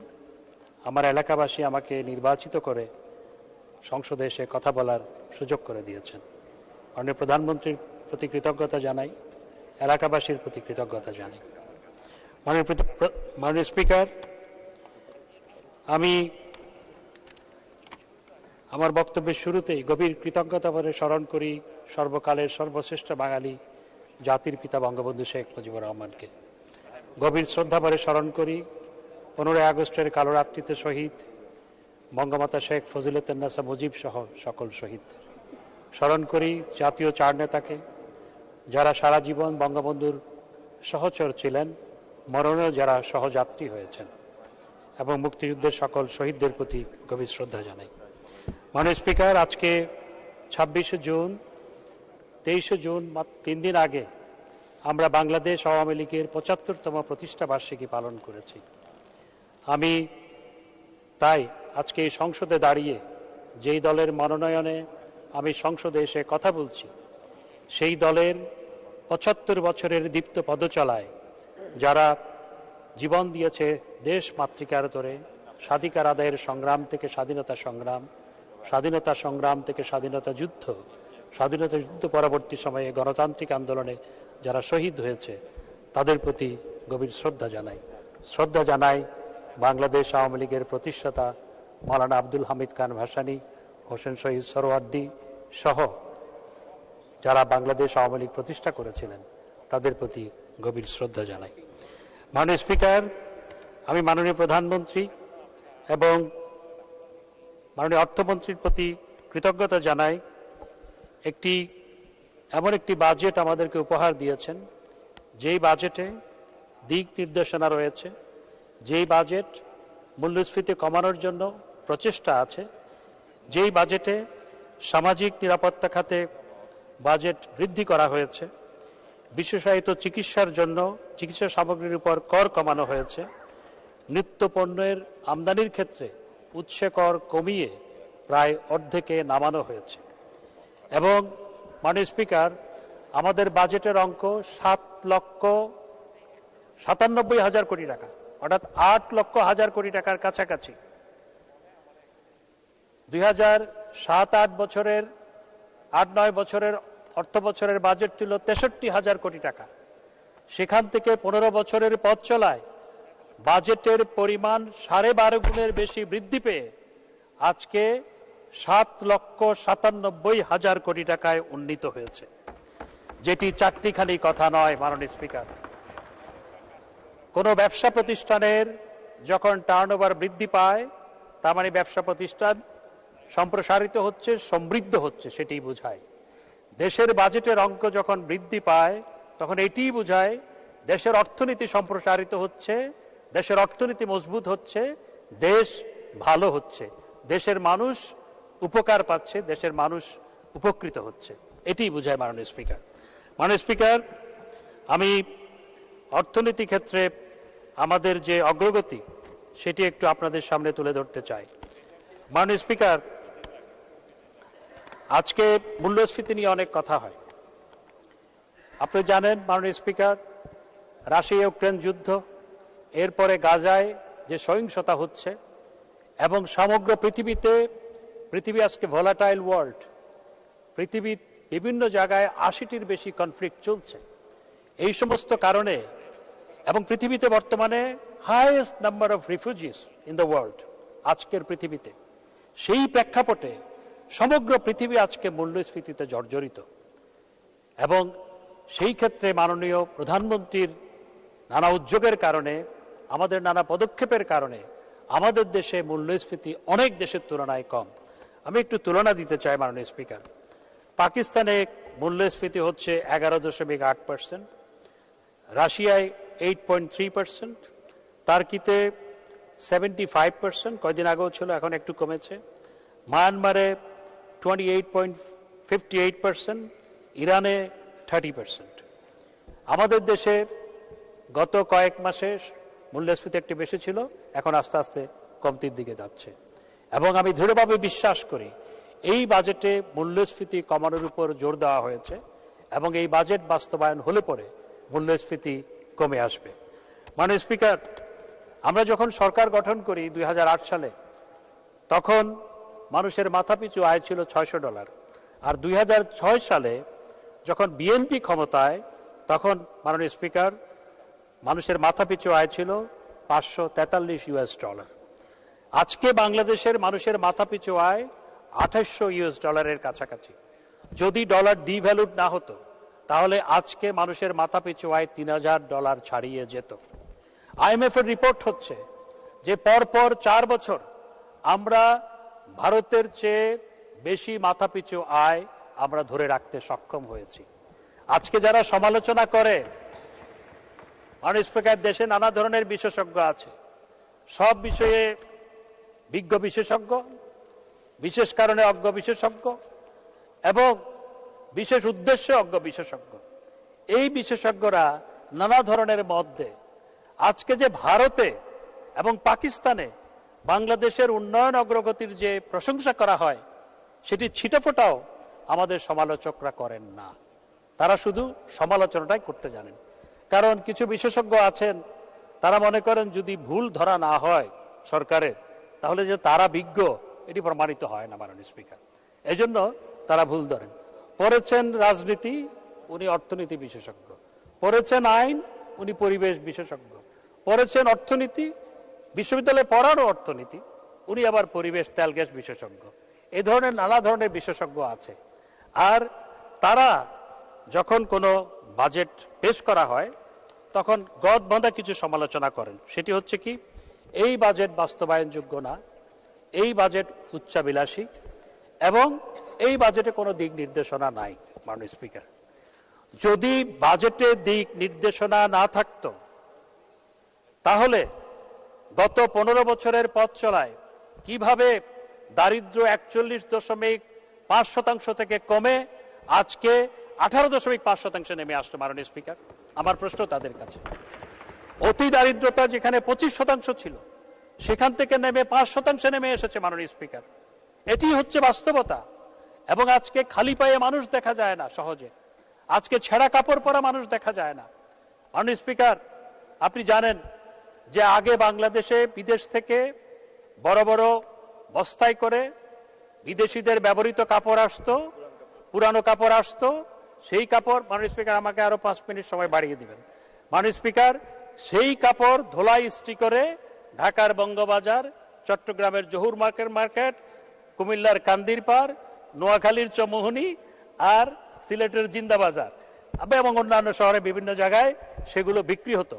আমরা কিনে সেগুলো পড়তাম, আমিও কিনে পড়েছি। মাননীয় স্পিকার, আর এখন পরিস্থিতি উল্টে গেছে। এখন বাংলাদেশ থেকে আপনার নতুন কাপড় বিদেশে যায় এবং বিদেশে সেই কাপড় সুপার মলে শোভা পায়, তারা সেগুলো কিনে পড়ে। আগে ওদের দেশ থেকে পুরনো কাপড় আসতো, আমরা পড়তাম, এখন আমাদের দেশ থেকে নতুন কাপড় যায়, ওরা পড়ে। আজকে ছেঁড়া কাপড় পরা মানুষ দেখা যায় না, আকাশ থেকেও সহজে কুড়ে ঘর দেখা যায় না। এটি হচ্ছে বাস্তবতা। এবং এই যে পায়ে চলা মেঠোপথ গেছে বহুদূর, রাখালিবাসীর সুর সরল মধুর, সেটি এখন কবিতায় স্থান আছে, কিন্তু বাস্তবে সহজে পায়ে চলা মেঠোপথ খুঁজে পাওয়া যায় না। এটি হচ্ছে বাংলাদেশের চিত্র। সন্ধ্যার পরে মা আমাকে একটু বাসি ভাত দেন, সেই ডাক শোনা যায় না সন্ধ্যার পরে কিংবা ভর দুপুরে। কারণ বাসি ভাতের সমস্যা শেখ হাসিনা বঙ্গবন্ধু কন্যা সেই সমস্যার সমাধান করেছে।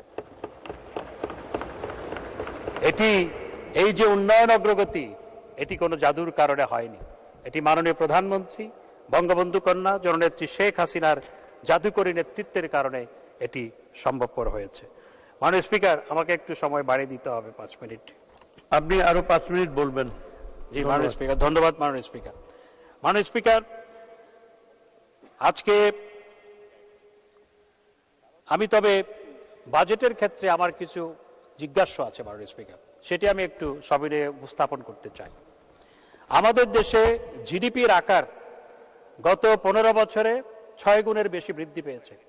$80 বিলিয়ন জিডিপি এখন $500 ট্রিলিয়ন, অর্থাৎ $500 বিলিয়ন কাছাকাছি বা বেশি, অর্থাৎ 6 গুণের বেশি জিডিপির আকার বৃদ্ধি পেয়েছে। অথচ ট্যাক্স পেয়ার আমাদের দেশে 2.5 গুণ বৃদ্ধি পেয়েছে গত 15 বছরে। এটি আনুপাতিক হারে বৃদ্ধি পাওয়া প্রয়োজন ছিল। আমি মনে করি এনবিআর এর নিয়ে কাজ করার প্রয়োজন রয়েছে। এবং tax GDP ratio one of the lowest in Bangladesh, tax GDP ratio. আমি পাকিস্তানে 15.3%, ইন্ডিয়াতে 20%, এবং ইউকেতে 40%, জার্মানিতে 40%, ফ্রান্সে 48%, বেলজিয়ামে 45.6%, এবং ইটালিতে 42%, আর আমাদের দেশে 10% উপরে উঠে না মাননীয় স্পিকার। তো এই যে আমি মনে করি এজন্য আমাদের ট্যাক্স ডিপার্টমেন্টের কাজ করা প্রয়োজন। বাজেটের অঙ্ক বৃদ্ধি করার ক্ষেত্রে তারা অনেক সফলতা দেখাতে সক্ষম হয়েছে, বা ট্যাক্স কালেকশনের ক্ষেত্রে অনেক ক্ষেত্রে, কিন্তু ট্যাক্স মানুষ দেয় না মাননীয় স্পিকার। এই যে, এবং এই জন্য বিরোধী দলও দায়ী মাননীয় স্পিকার। কোনো কিছুর উপর ট্যাক্স আরোপ করলেই বিরোধী দল তারা চিল্লাচিল্লি শুরু করে। এবং বাংলাদেশের মতো এরকম ট্যাক্স কম দেওয়া, আমি তো হিসাব দিলাম মাননীয় স্পিকার, খুব কম দেশে আছে। এজন্য ট্যাক্স দেওয়ার জন্য মানুষকে উৎসাহিত করা প্রয়োজন। আমি একটি প্রস্তাব করছি মাননীয় স্পিকার আপনার মাধ্যমে, সেটি হচ্ছে all eligible should file tax. 100 টাকা দিয়ে সবাই ট্যাক্স ফাইল করবে। বিদেশে যেমন সবাইকে ট্যাক্স ফাইল করতে হয়, সে ট্যাক্স দিক আর না দিক, কিন্তু ট্যাক্স ফাইলটা করতে হয়। ইউরোপের বিভিন্ন দেশে, আমেরিকায়, নর্থ আমেরিকায় তাদের সবাইকে ট্যাক্স ফাইল করতে হয়। সে ট্যাক্স দিক আর না দিক, কিন্তু ট্যাক্সটা তাকে ফাইল করতে হয়। আমাদের দেশেও আমি মনে করি সবার ট্যাক্স ফাইল করার বিধান চালু করা প্রয়োজন। দরকার হলে 100 টাকা, আপনি যদি কমাতে চান 50 টাকা দিয়ে করুন, কিন্তু everybody should file the tax. এবং ট্যাক্স ফাইল করার পর তারপর কতজন এলিজিবল টু পে ট্যাক্স, এটি হওয়া উচিত। এটা আমি প্রস্তাব করছি মাননীয় স্পিকার, এই মহান সংসদে আমি এই প্রস্তাবটি রাখছি মাননীয় স্পিকার। 100 টাকা, 50 টাকা বা 20 টাকা দিয়ে হলো, everybody should file the tax. এবং মাননীয় স্পিকার, আরেকটি প্রস্তাব আমি করছি মাননীয় স্পিকার, সেটি হচ্ছে আজকে প্রণোদনা দেওয়ার জন্য, মানুষকে উৎসাহিত করার জন্য আমাদের জেলা পর্যায়ে যারা হাইয়েস্ট ট্যাক্স পেয়ার তাদেরকে পুরস্কৃত করা হয়। আজ থেকে 25 বছর আগে, 20 বছর আগে জেলা পর্যায়ে এটা চালু হয়েছে, কিংবা আরো আগে চালু হয়েছে। পাকিস্তান আমলে অনেক জেলায় চালু হয়েছিল, কিন্তু এখন 20 বছর আগে জেলায় যে পরিমাণ ইকোনমিক অ্যাক্টিভিটিস হতো, এখন একটি উপজেলায় সেরকম ইকোনমিক অ্যাক্টিভিটিস হয়। সেই জন্য এই পুরস্কারের বিষয়টি, বিধানটি উপজেলা পর্যায়ে নিয়ে যাওয়ার জন্য আমি প্রস্তাব করছি। এবং উপজেলা পর্যায়ে এটি নিয়ে গেলে পরে উপজেলা পর্যায়ে যারা ট্যাক্স পেয়ার তারা উৎসাহিত হবে এবং ট্যাক্স দেওয়ার জন্য তারা আগ্রহী হবে। এই জন্য আমি এই প্রস্তাব রাখছি মাননীয় স্পিকার। মাননীয় স্পিকার, আজকে এই বাজেটে সামাজিক নিরাপত্তা খাতে ব্যাপক বাজেট বাড়ানো হয়েছে।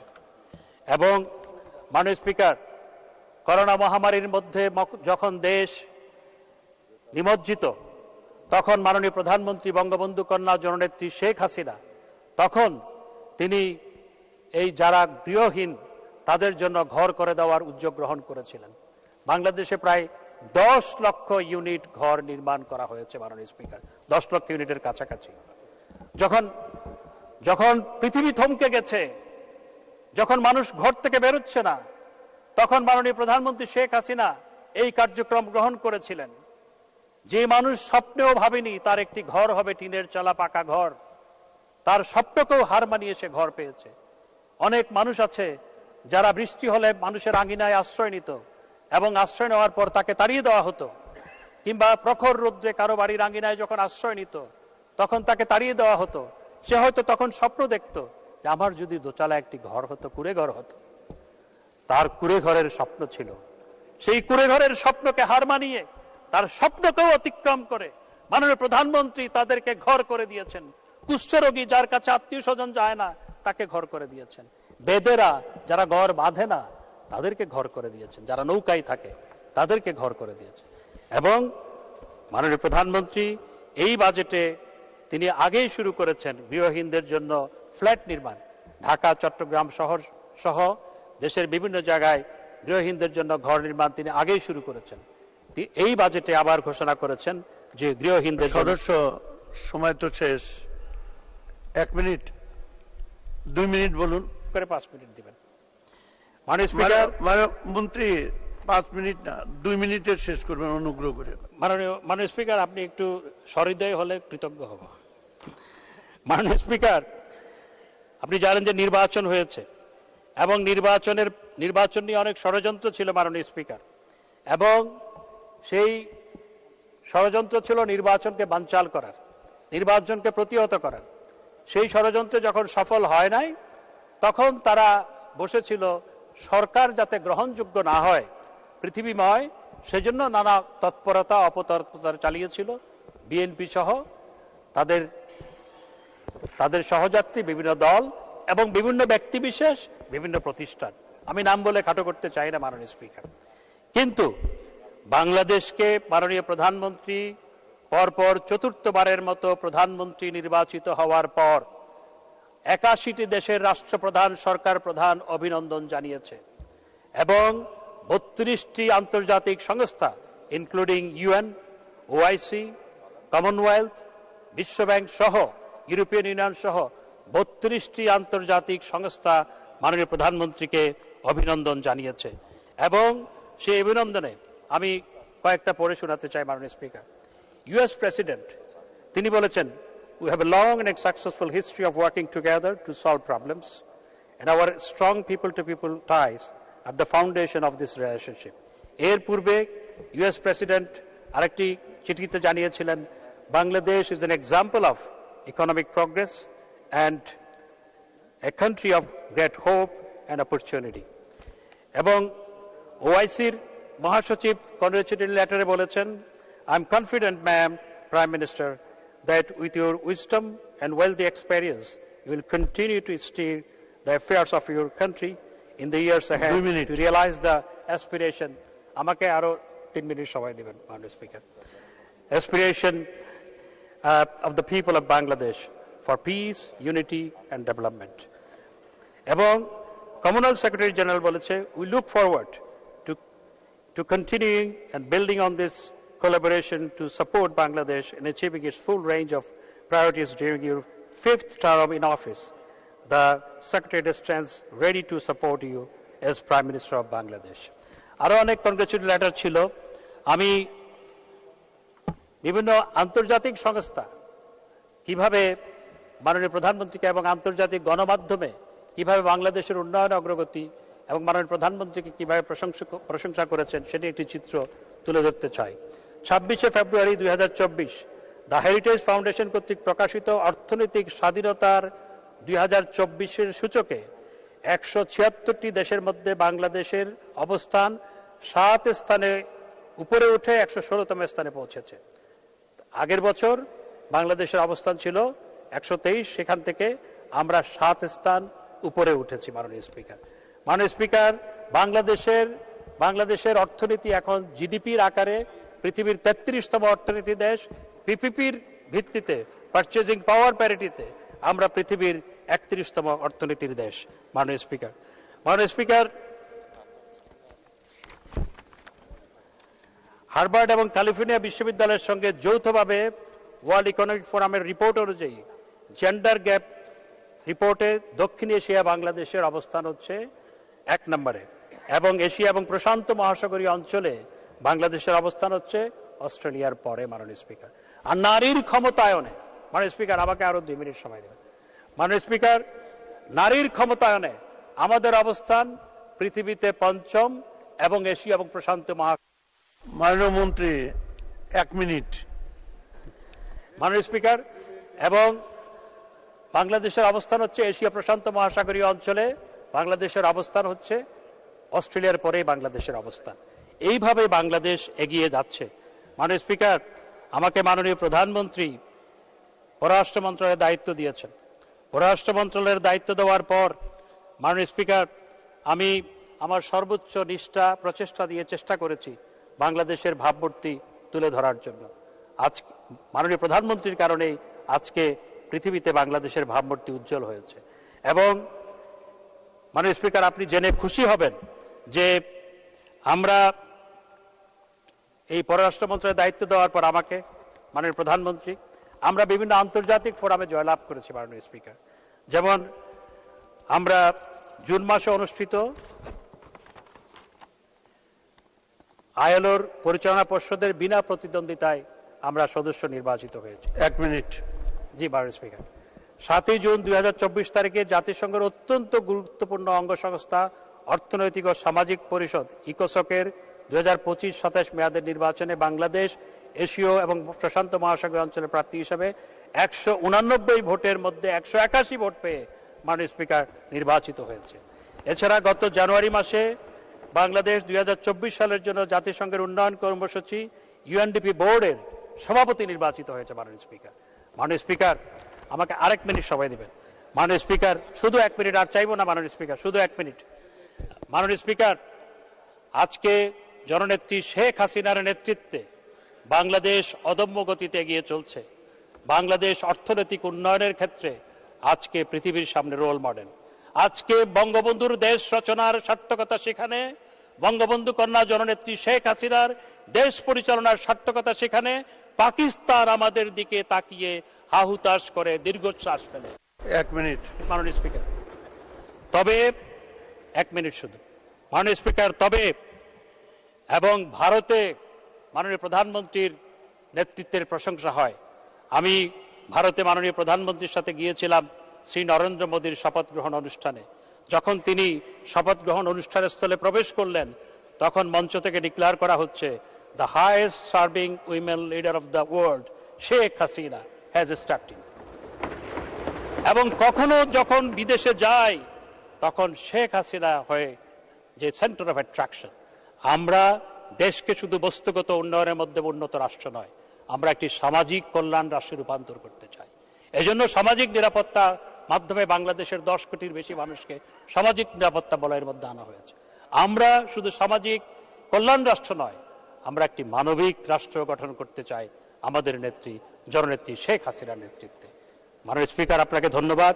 জয় বাংলা, জয় বঙ্গবন্ধু। ধন্যবাদ। ধন্যবাদ মাননীয় মন্ত্রী। তথ্যবহুল বক্তব্য উপস্থাপন করবার জন্য আপনাকে অসংখ্য ধন্যবাদ। এখন আলোচনায় অংশগ্রহণ করবেন মাননীয় সদস্য জনাব ABM কবিরুল হক, 93 নড়াইল 1। আপনার নির্ধারিত সময় 5 মিনিট। মানে স্পিকার, আপনার বোধহয় একটু ভুল হচ্ছে, BM কবিরুল হক। ধন্যবাদ স্পিকার। বক্তব্য রাখবেন জনাব BM কবিরুল হক, 24-25 অর্থ বছরের 1। আপনার সময় 5 মিনিট। বাজেটের উপর সাধারণ আলোচনা করার সুযোগ দেওয়ার জন্য আপনাকে ধন্যবাদ জানাচ্ছি।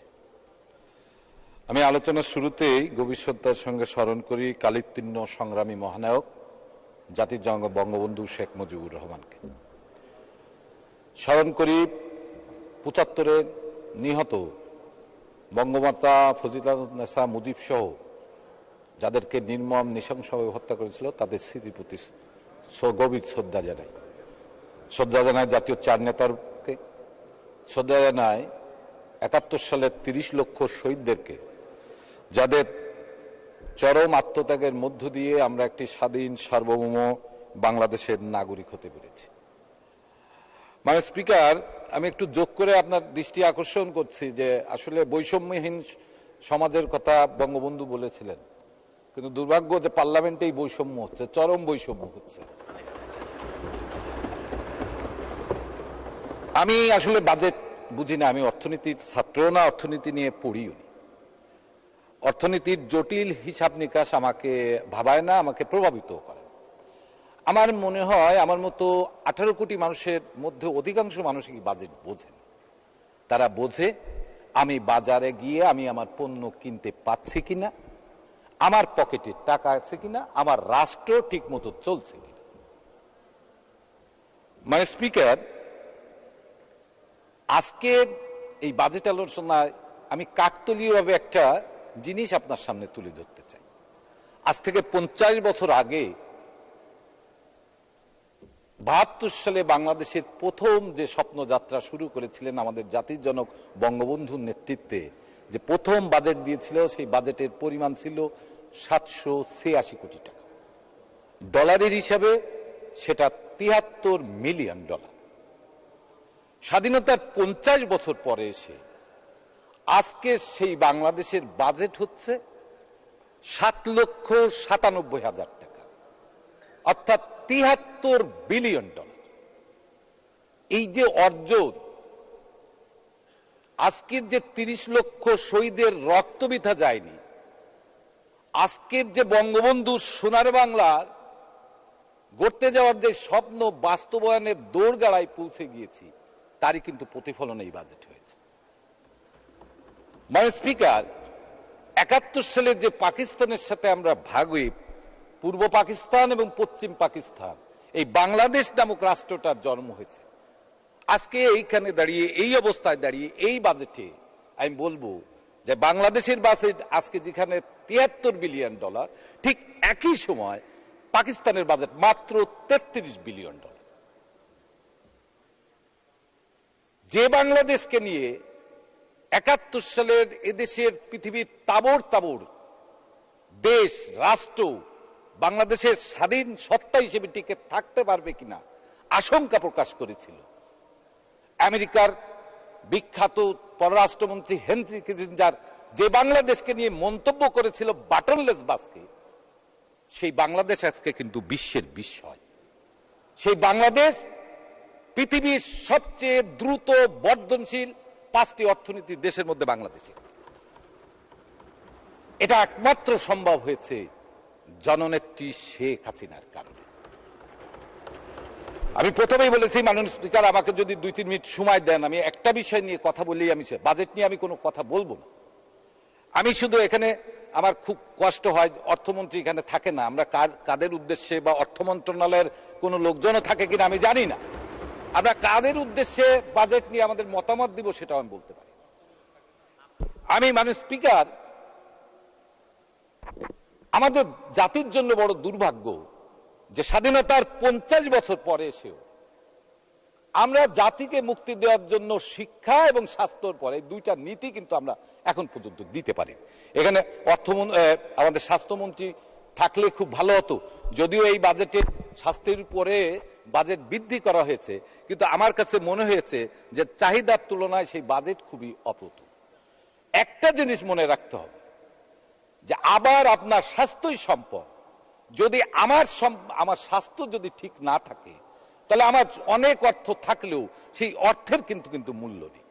আপনি হয়তো ট্রিলিয়ন ডলারের বাজেট ঘোষণা করতে পারবেন, কিন্তু জাতির স্বাস্থ্য যদি আপনি ঠিক না রাখেন তাহলে এই দেশ কিন্তু আগাবে না। মানুষ সবচেয়ে দুর্ভাগ্য কি জানেন স্পিকার, এই স্বাস্থ্য খাতের আজকের যে সমস্যা, স্বাস্থ্য শিক্ষা এবং স্বাস্থ্য ব্যবস্থাপনা, এই নিয়ে কিন্তু একটা উজ্জ্বল দেশপ্রেমের দৃষ্টান্ত দেখিয়েছিলেন আধুনিক মালয়েশিয়ার রূপকার মাহাথির মোহাম্মদ।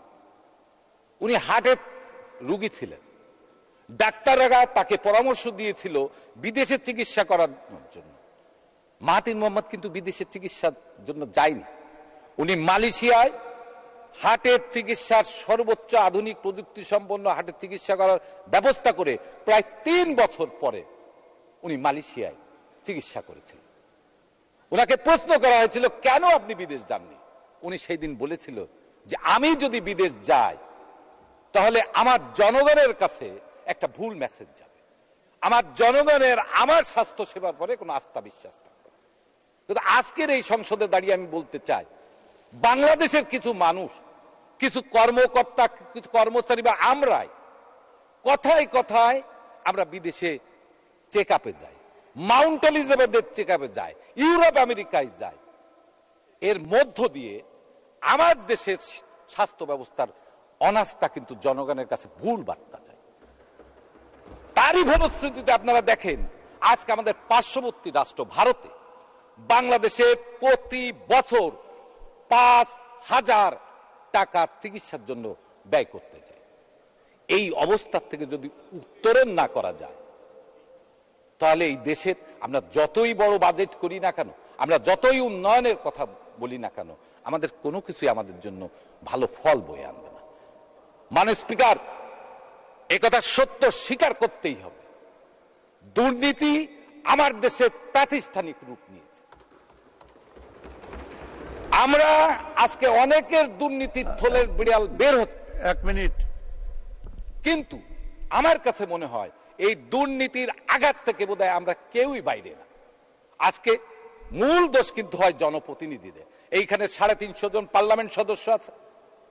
আমি প্রত্যেকের কাছে জিজ্ঞেস করতে চাই, এই সংসদ সদস্যদের দুর্নীতি করার সুযোগটা কোথায়, স্কোপটা কোথায়? আমার কথায় কোনো কাজ হয় না, আমার কথায় কোনো চাকরি হয় না, আমার কথায় সরকারের কোনো প্রক্রিমেন্ট হয় না, তাহলে আমি দুর্নীতি কিভাবে করি? তারাই এই দুর্নীতির সাথে জড়িত যারা এই সরকারের প্রক্রিমেন্টের সাথে জড়িত। মাননীয় স্পিকার, একটা বাস্তব উদাহরণ দিই। সরকারের বিভিন্ন প্রকল্পের পিডি আছে, আপনি কল্পনা করতে পারবেন না একজন পিডি কত শত শত কোটি টাকার মালিক। আমার কাছে মনে হয় এরা মানসিকভাবে বিকারগ্রস্ত, এদের চিকিৎসা খুব প্রয়োজন। মাননীয় স্পিকার, আমাদের সময় খুব কম, এই দেশটাকে যদি জাতির জনক বঙ্গবন্ধু সত্যিকারের সোনার বাংলা আমরা গড়তে না পারি, 30 লক্ষ মানুষ আমাদের অভিশাপ। আমার দৃঢ়ভাবে বিশ্বাস আমাদের সৌভাগ্য, এই জাতির জন্য সৌভাগ্য, এমন একজন মানুষ বাংলাদেশকে আজকে অর্থনৈতিক মুক্তি দেওয়ার যে দ্বার প্রান্তে পৌঁছেছেন, তারই সুযোগ্য কন্যা জননেত্রী শেখ হাসিনার হাত ধরেই আমরা একটি সুখী, সমৃদ্ধশালী, মানবিক বাংলাদেশ প্রতিষ্ঠিত করব আগামীর পথে। জয় বাংলা, জয় বঙ্গবন্ধু, জয় হবে জননেত্রী শেখ হাসিনা। ধন্যবাদ মাননীয় সদস্য, আপনাকে অসংখ্য ধন্যবাদ। এখন আলোচনায় অংশগ্রহণ করবেন মাননীয় সদস্য জনাব আব্দুল্লাহ আল ইসলাম জ্যাকব, 118 ভোলা 4। আপনার নির্ধারিত সময় 5 মিনিট। ধন্যবাদ মাননীয় স্পিকার। আমি শুরুতেই ধন্যবাদ জ্ঞাপন করছি মাননীয় প্রধানমন্ত্রী দেশরত্ন শেখ হাসিনা এবং আমাদের মাননীয় অর্থমন্ত্রীর প্রতি, যে একটি সমকালীন সময়ের একটি চমৎকার যুগোপযোগী একটি বাজেট এই পার্লামেন্ট উপস্থাপনের জন্য আমি আমার বক্তব্যের শুরুতেই গভীর শ্রদ্ধার সঙ্গে স্মরণ করছি সর্বকালের সর্বশ্রেষ্ঠ বাঙালি, স্বাধীন বাংলার স্থপতি, জাতির পিতা বঙ্গবন্ধু শেখ মুজিবুর রহমানের প্রতি আমি গভীর শ্রদ্ধার সঙ্গে স্মরণ করছি। জাতীয় 4 নেতার প্রতি আমি গভীর শ্রদ্ধা জ্ঞাপন করছি। 30 লক্ষ শহীদের প্রতি এবং 75-এর 15ই আগস্ট ঘাতকদের হাতে নিহত জাতির পিতার পরিবার বর্গের প্রতি আমি গভীর কৃতজ্ঞতা প্রকাশ করছি। আমার প্রাণপ্রিয় নেত্রী, জাতির পিতার কন্যা জননেত্রী শেখ হাসিনার প্রতি, যিনি আমাকে মাত্র 29 বছর বয়স থেকে 2001 থেকে পরপর 5 বার আমাকে নমিনেশন দিয়েছেন এবং পরপর 2008 থেকে 4 বার আমি আমার নির্বাচনী এলাকার চরপেশন মনপুরা 7 লক্ষ মানুষের সেবা করার সুযোগ আমি পেয়েছি। আমি আমার সময় অনেক কম। আমি আজকে এই অর্থমন্ত্রীর কাছে আমি অনুরোধ করব যে আমরা এলজিইডি মন্ত্রণালয় গ্রামীণ অবকাঠামোর উন্নয়নের এবং গ্রামীণ অর্থনীতি সমৃদ্ধির একটি অন্যতম মাধ্যম, এবং এই মিনিস্ট্রিতে বা এদের যে কাজ, গ্রামীণ অবকাঠামো প্রায় 50 লক্ষ লোক প্রত্যক্ষ এবং পরোক্ষভাবে গ্রামে এই কাজের সঙ্গে সম্পৃক্ত। তাই স্থানীয় সরকারের কার্যক্রম এবং গ্রামীণ অবকাঠামো এবং অর্থনীতিকে সমৃদ্ধ করার জন্য স্থানীয় সরকার মন্ত্রণালয়ের বরাদ্দকে বৃদ্ধি করার জন্য আমি আপনার কাছে, আপনার মাধ্যমে অর্থমন্ত্রী মহোদয়ের কাছে আমি অনুরোধ জানাই। মাননীয় স্পিকার, সাম্প্রতিক ঘূর্ণিঝড় যে রিমাল 3 দিন পর্যন্ত আমাদের উপকূলে এই রিমাল আঘাত এনেছে। আমার চরপেশন মনপুরার হাজার হাজার মানুষের বাড়িঘর, ফসল, মাছ, গাছ, পশু ধ্বংস হয়েছে, মৃত্যুবরণ করেছে। বেড়িবাঁধ ভেঙে পানি ঢুকে লক্ষ লক্ষ মানুষের বাড়িঘর, ফসল সম্পদ, মাছ মানে নষ্ট হয়েছে। আমি এই সমস্ত বেড়িবাঁধ পুনর্নির্মাণ করার জন্য আমি দাবি জানাচ্ছি এবং ক্ষতিগ্রস্ত মানুষকে অর্থ, টিন, বিভিন্ন সাহায্য দিয়ে এদেরকে পুনর্বাসন করার জন্য আমি আপনার মাধ্যমে আমি অনুরোধ জানাচ্ছি। মাননীয় স্পিকার, আমার নির্বাচনী এলাকা বাংলাদেশের 18টি জেলার থেকেও আয়তনে বড়। 4টি থানা নিয়ে আমার চরফ্যাশন উপজেলা বাংলাদেশের একমাত্র উপজেলা, যেই উপজেলায় 4টি থানা। এর 3টি থানায় আমার কোনো ফায়ার ব্রিগেড স্টেশন নেই। তাই আমি আপনার মাধ্যমে দুলারহাট, শশীভূষণ এবং দক্ষিণাইচায় ফায়ার ব্রিগেড এবং সিভিল ডিফেন্স স্টেশন নির্মাণ করার জন্য আমি আহ্বান জানাচ্ছি। আমার উপজেলার পশ্চিম পাশের তেঁতুলিয়া নদী, এই তেঁতুলিয়া নদীর করাল গ্রাসে আজকে আমার নির্বাচনী এলাকার ওসমানগঞ্জ, নুরাবাদ, আহমদপুর, কলমি, নজরুলনগর এবং মুজিবনগর আজ ধ্বংসের পথে। আমি বর্তমান বাজেটে তেঁতুলিয়া নদীর ভাঙ্গন থেকে আমার লক্ষ লক্ষ মানুষকে রক্ষা করার জন্য অর্থ বরাদ্দ করার জন্য আমি অনুরোধ করছি। আমার মনপুরা ইউনিয়নের কলাতলি, যেখানে প্রায় 1 লক্ষ লোকের বাস, সেই কলাতলিতে কোনো বেড়িবাঁধ নাই। আমি আপনার মাধ্যমে কলাতলিতে বেড়িবাঁধ দিয়ে এই ঘূর্ণিঝড় রিমালে সেখানে বন্যার পানিতে সমস্ত বাড়িঘর ধ্বংস হয়ে গেছে, মানুষের সম্পদ সেখানে শেষ। তাই অনতিবিলম্বে চর কলাতলিতে আমি বেড়িবাঁধ নির্মাণের আহ্বান জানাই। মাননীয় স্পিকার, আমাকে 5 মিনিট সময়ের জন্য আমি আপনাকে অনুরোধ করছি।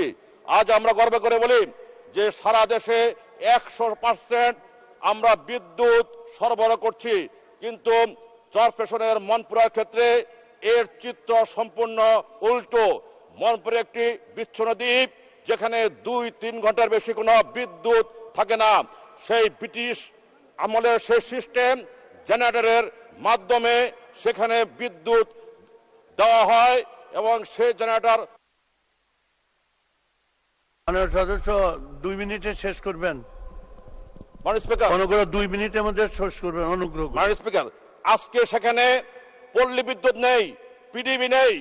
ওজি পাডিকর মতো একটি কোম্পানির কাছে সেই মনপুরা উপজেলার পল্লী বিদ্যুৎকে ছেড়ে দিয়ে আজকে সেখানের মানুষ বিদ্যুতের সুবিধা থেকে বঞ্চিত হচ্ছে। আপনি তদন্ত করে দেখেন, বিদ্যুৎ মন্ত্রী মহোদয়ের কাছে আমি অনেকবার গিয়েছি, সেখানে সন্দ্বীপের মতো সাবমেরিন কেবল লাইনের বিদ্যুৎ ছাড়া সেখানে কোনো সমস্যার সমাধান হবে না। তাই দেশের অন্যান্য মানুষের সাথে আমার এই বিচ্ছিন্ন উপকূলীয় অবহেলিত অঞ্চলের মানুষকে 24 ঘন্টা বিদ্যুতায়নের আওতায় আনার জন্য সেখানে এই ওজিপায়োটিকের পরিবর্তে পল্লী বিদ্যুৎ অথবা পিডিবির মাধ্যমে কেবল লাইনের, সাবমেরিন কেবল লাইনের মাধ্যমে সেখানে বিদ্যুৎ দেওয়ার ব্যবস্থা করার জন্য আমি আপনার কাছে আমি আহ্বান জানাই। আজকে মাননীয় স্পিকার, একমাত্র জেলা বাংলাদেশের 64 জেলার মধ্যে ভোলা একটি বিচ্ছিন্ন দ্বীপ, বিচ্ছিন্ন জেলা, যেখানে আমরা ফিরে দিয়ে এখনো চলাচল করতে হয়। আমি বিশ্বাস করি জাতির পিতার কন্যা মুখে একবার যা বলেন তিনি তা বাস্তবায়ন করেন। বরিশালের সেই লাখো মিটিং এর সমাবেশে মাননীয় নেত্রী বলেছিলেন ভোলা বরিশাল ব্রিজ হবে। আজকে সেই ব্রিজের ফিজিবিলিটি স্টাডি শেষ। আমি চলতি বাজেটে ভোলা বরিশাল ব্রিজের সেই কাজ শুরু করার জন্য আমি আপনার কাছে অর্থ বরাদ্দ করার জন্য মাননীয় অর্থমন্ত্রীর কাছে আমি আহ্বান জানাই। আমার নির্বাচন এলাকা চর কুকরিবুকরি এবং মনপুরা জাতির পিতা বঙ্গবন্ধু শেখ মুজিবুর রহমানের স্মৃতি বিজড়িত এলাকা। তাই মনপুরায় প্রস্তাবিত এবং পর্যটন মন্ত্রণালয়ের ডিপিপিভুক্ত সেখানে বঙ্গবন্ধু চিন্তানিবাস এবং চর কুকরিবুকরিতে পর্যটনের। মাননীয় সদস্য, আপনার সময় শেষ। অনুগ্রহ করে 1 মিনিটের মধ্যে শেষ করুন। অনুগ্রহ 1 মিনিটের মধ্যে শেষ করুন। মাননীয় স্পিকার, বাংলাদেশের অনেক ছোট জেলায় মেডিকেল কলেজ হয়েছে, পাবলিক বিশ্ববিদ্যালয় হয়েছে, আমাদের কোনো সমস্যা নেই, আপত্তি নেই। কিন্তু ভোলা একটি বিচ্ছিন্ন দ্বীপ। ভোলার সন্তানেরা, গরিব বাবা মায়ের সন্তানেরা সেই উত্তাল মেঘনা নদী পাড়ি দিয়ে ঢাকা, বরিশাল, চট্টগ্রাম যে লেখাপড়া করতে পারে না। তাই আমি মনে করি যে কোনো বিবেচনায় এরকম একটি অবিলিত বিচ্ছিন্ন দ্বীপ জেলায় সবার আগে মেডিকেল কলেজ এবং পাবলিক বিশ্ববিদ্যালয় স্থাপন করা উচিত।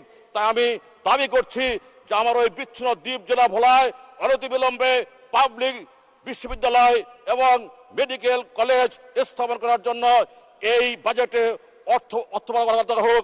এমনকি আজকে ভোলায় 20টি লঞ্চ, প্রায় 500 লোক সেখানে আজকে ঢাকায় আসে 5-6 হাজার টাকা কেবিন দিয়ে। তাই একটি বিমান সদস্য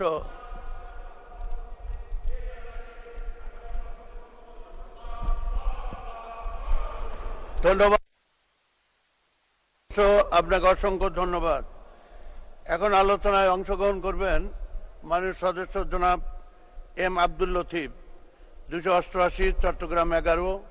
আপনার নির্ধারিত সময় 5 মিনিট। মাননীয় স্পিকার, আপনাকে অসংখ্য ধন্যবাদ। আমি শ্রদ্ধাভরে স্মরণ করছি সর্বকালের সর্বশ্রেষ্ঠ বাঙালি, মহান স্বাধীনতার স্থপতি, জাতির পিতা বঙ্গবন্ধু শেখ মুজিবুর রহমানকে। একই সাথে স্মরণ করছি তার সহধর্মিণী বেগম ফজিলাতুন্নেসা মুজিব সহ তার পরিবারের সকল সদস্যকে। 15 আগস্টের কালো রাত্রিতে ওই হায়নার দল তার পরিবারের অবুঝ শিশু সহ সকলকে হত্যা করেছিল তাদের প্রতি। আমি স্মরণ করছি জেলখানা নির্মম হত্যার শিকার 4 জাতীয় নেতাকে। ভাষা শহীদ সহ স্বাধীনতা যুদ্ধে সকল শহীদদের প্রতি। মাননীয় স্পিকার,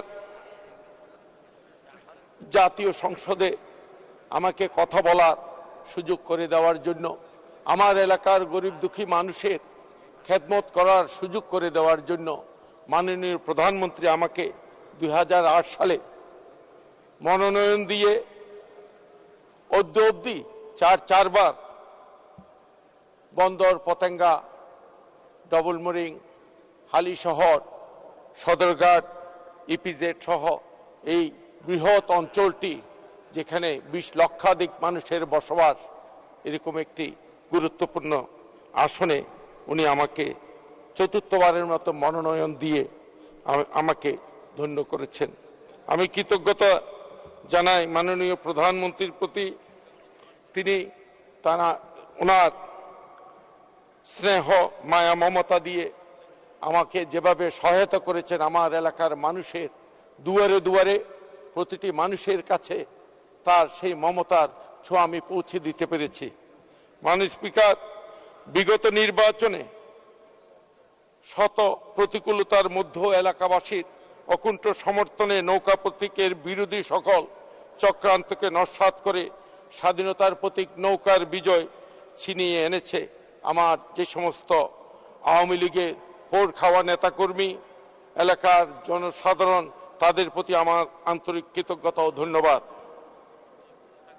মাননীয় স্পিকার, সুখী, সমৃদ্ধ, উন্নত ও স্মার্ট বাংলাদেশ বিনির্মাণের অঙ্গীকার স্লোগান নিয়ে মহান জাতীয় সংসদে মাননীয় প্রধানমন্ত্রীর তত্ত্বাবধানে অর্থমন্ত্রী 7,97,000 কোটি টাকার যে বাজেট পেশ করেছেন, প্রস্তাবিত বাজেটে 2041 সালের মধ্যে স্মার্ট ও উন্নত বাংলাদেশ বিনির্মাণের লক্ষ্যে প্রতিটি খাতে আধুনিক ও প্রযুক্তি নির্ভর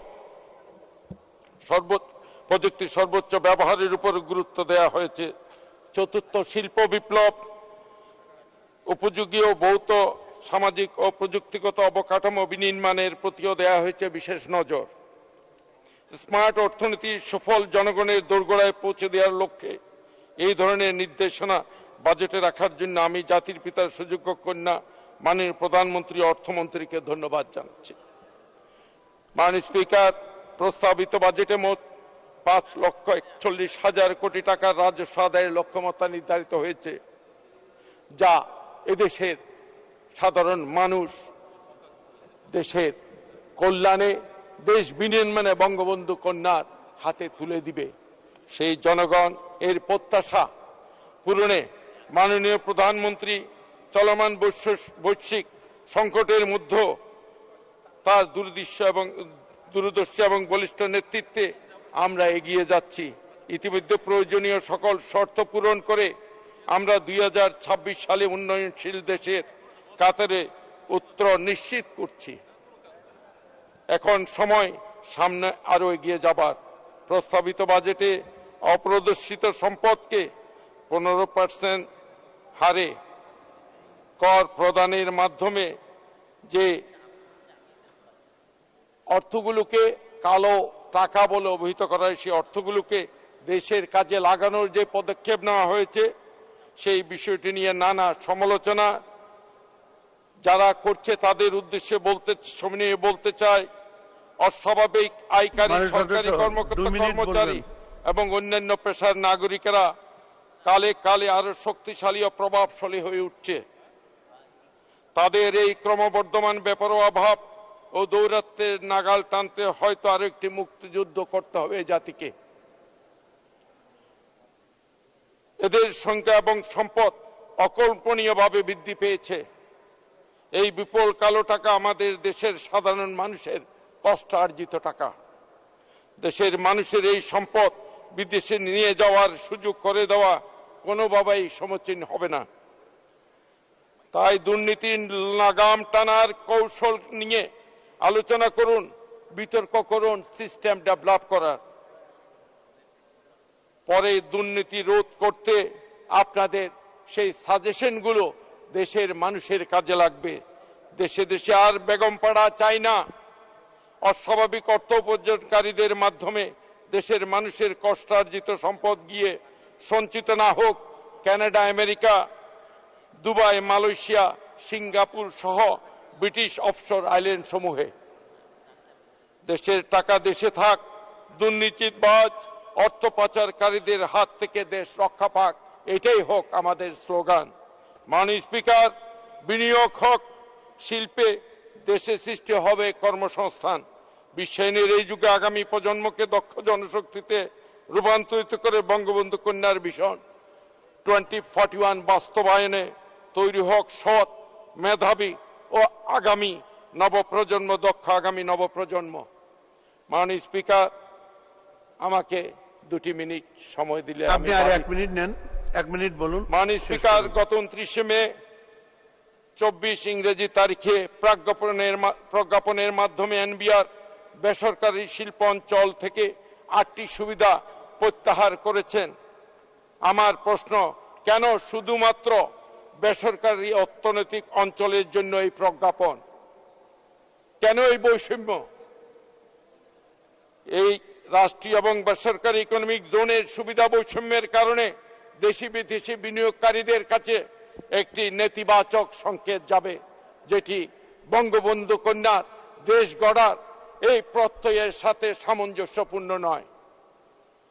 মাননীয় স্পিকার, উন্নয়নের মহাকারিগর, বদলে যাওয়া বাংলাদেশের ইতিহাস রচনাকারী মাননীয় প্রধানমন্ত্রী জননেত্রী শেখ হাসিনা আমার নির্বাচনী এলাকায় কর্ণফুলীর তলদেশে আইকনিক মহাপ্রকল্প বঙ্গবন্ধু টানেল নির্মাণ করে ইতিহাস সৃষ্টি করেছেন।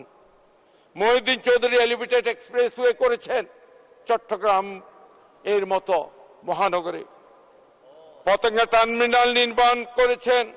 বে টার্মিনাল তৈরির কাজ এগিয়ে চলেছে। মাননীয় সদস্য, সময় তো শেষ, 1 মিনিটে শেষ করুন। মাননীয় স্পিকার, অনুগ্রহ করে আমার নির্বাচনী এলাকাটি বাংলাদেশের অত্যন্ত গুরুত্বপূর্ণ একটি এলাকা। এগুলো আমাকে বলার জন্য আমাকে দয়া করে একটু সময় বাড়িয়ে দিবেন। মহিউদ্দিন চৌধুরী এলিভেটেড এক্সপ্রেসওয়ে, পতেঙ্গা সমুদ্র সৈকত ঘেঁষে city ring road, Patenga terminal, বে টার্মিনাল, পতেঙ্গা হালিশহর অঞ্চলের মানুষের জন্য 100 শয্যার হাসপাতাল, 10 তলা ভবন বিশিষ্ট মাস্টারদার সূর্য সেন সরকারি স্কুল এন্ড কলেজ এবং দ্বিতীয়টি শাহমানত আন্তর্জাতিক বিমানবন্দর সরকারি স্কুল এন্ড কলেজ সহ প্রদান করেছেন মাননীয় প্রধানমন্ত্রী একটি ইউনিভার্সিটি, যেটি ইউনিভার্সিটি অফ পোর্ট ও গ্রান্তে নামে পরিচিত। মাননীয় স্পিকার, আধুনিক ভবন নির্মাণের মাধ্যমে পাল্টে দিয়েছেন শিক্ষা প্রতিষ্ঠানের অবয়ব। অসংখ্য উন্নয়নমূলক প্রকল্পের পর প্রকল্প বাস্তবায়ন হচ্ছে, যার ফিরিস্তি এই স্বল্প সময়ে দেওয়া। মাননীয় সদস্য, আপনাকে অসংখ্য ধন্যবাদ। শেষ করুন, 1 মিনিট। মাননীয় স্পিকার, আমার এলাকার মানুষের কিছু প্রত্যাশা ও দাবি এই মহান সংসদে উত্থাপন করতে চাই আপনার মাধ্যমে। পতেঙ্গা হালিশ অঞ্চলে চট্টগ্রাম বন্দর সহ 2টি ইপিজেড ও ভারী শিল্প অঞ্চল সমৃদ্ধ হয়। অত্র এলাকায় লক্ষ লক্ষ মানুষ সুপেয় পানির অভাবে লবণাক্ত পানি ব্যবহারের কারণে নানাবিধ রোগে ব্যাধিতে আক্রান্ত হচ্ছেন। এই থেকে পরিত্রাণে চট্টগ্রাম ওয়াসা বছরের পর বছর আশ্বাসের পর আশ্বাসে বিক্ষুব্ধ এলাকাবাসী। এমত অবস্থায় সমস্যার আশু সমাধানে স্থানীয় সরকার মন্ত্রী মহোদয়ের নির্দেশনা প্রত্যাশা করছি আপনার মাধ্যমে। মাননীয় স্পিকার, আমি 11টি প্রথম শ্রেণী কেপিআই সমৃদ্ধ আমার নির্বাচনী এলাকার বসবাসরত 22 লক্ষাধিক শ্রমজীবী মানুষগুলোর কষ্ট লাঘবে মানবিক কারণে অগ্রাধিকার ভিত্তিতে গৃহস্থলী গ্যাস সরবরাহের জন্য আমি সবিনয়ে জ্বালানি ও খনিজ সম্পদ মন্ত্রী মহোদয়ের ধন্যবাদ। মাননীয় সদস্য, আপনাকে অসংখ্য ধন্যবাদ। এখন আলোচনায় অংশগ্রহণ করবেন মাননীয় সদস্য জনাব কাজী নাবিল আহমেদ, 87-3। আপনার সময় 5 মিনিট। মাননীয় স্পিকার, আপনাকে ধন্যবাদ। 2024-25 অর্থ বছরের বাজেটের উপর আলোচনা আমাকে সুযোগ করে দেওয়ার জন্য আপনার ধন্যবাদ। আমার বক্তব্যের প্রথমেই আমি গভীর শ্রদ্ধাভরে স্মরণ করছি সর্বকালের সর্বশ্রেষ্ঠ বাঙালি জাতির জনক বঙ্গবন্ধু শেখ মুজিবুর রহমানকে, যার জন্ম না হলে বাংলাদেশ হতো না।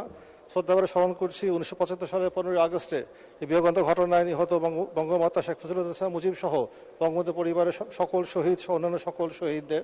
শ্রদ্ধাভরে স্মরণ করছি 1971 সালের মহান মুক্তিযুদ্ধে 30 লক্ষ শহীদ ও 2.5 লক্ষ মা বোনদের, যাদের আত্মত্যাগের বিনিময়ে পেয়েছি আমাদের লাল সবুজ পতাকা।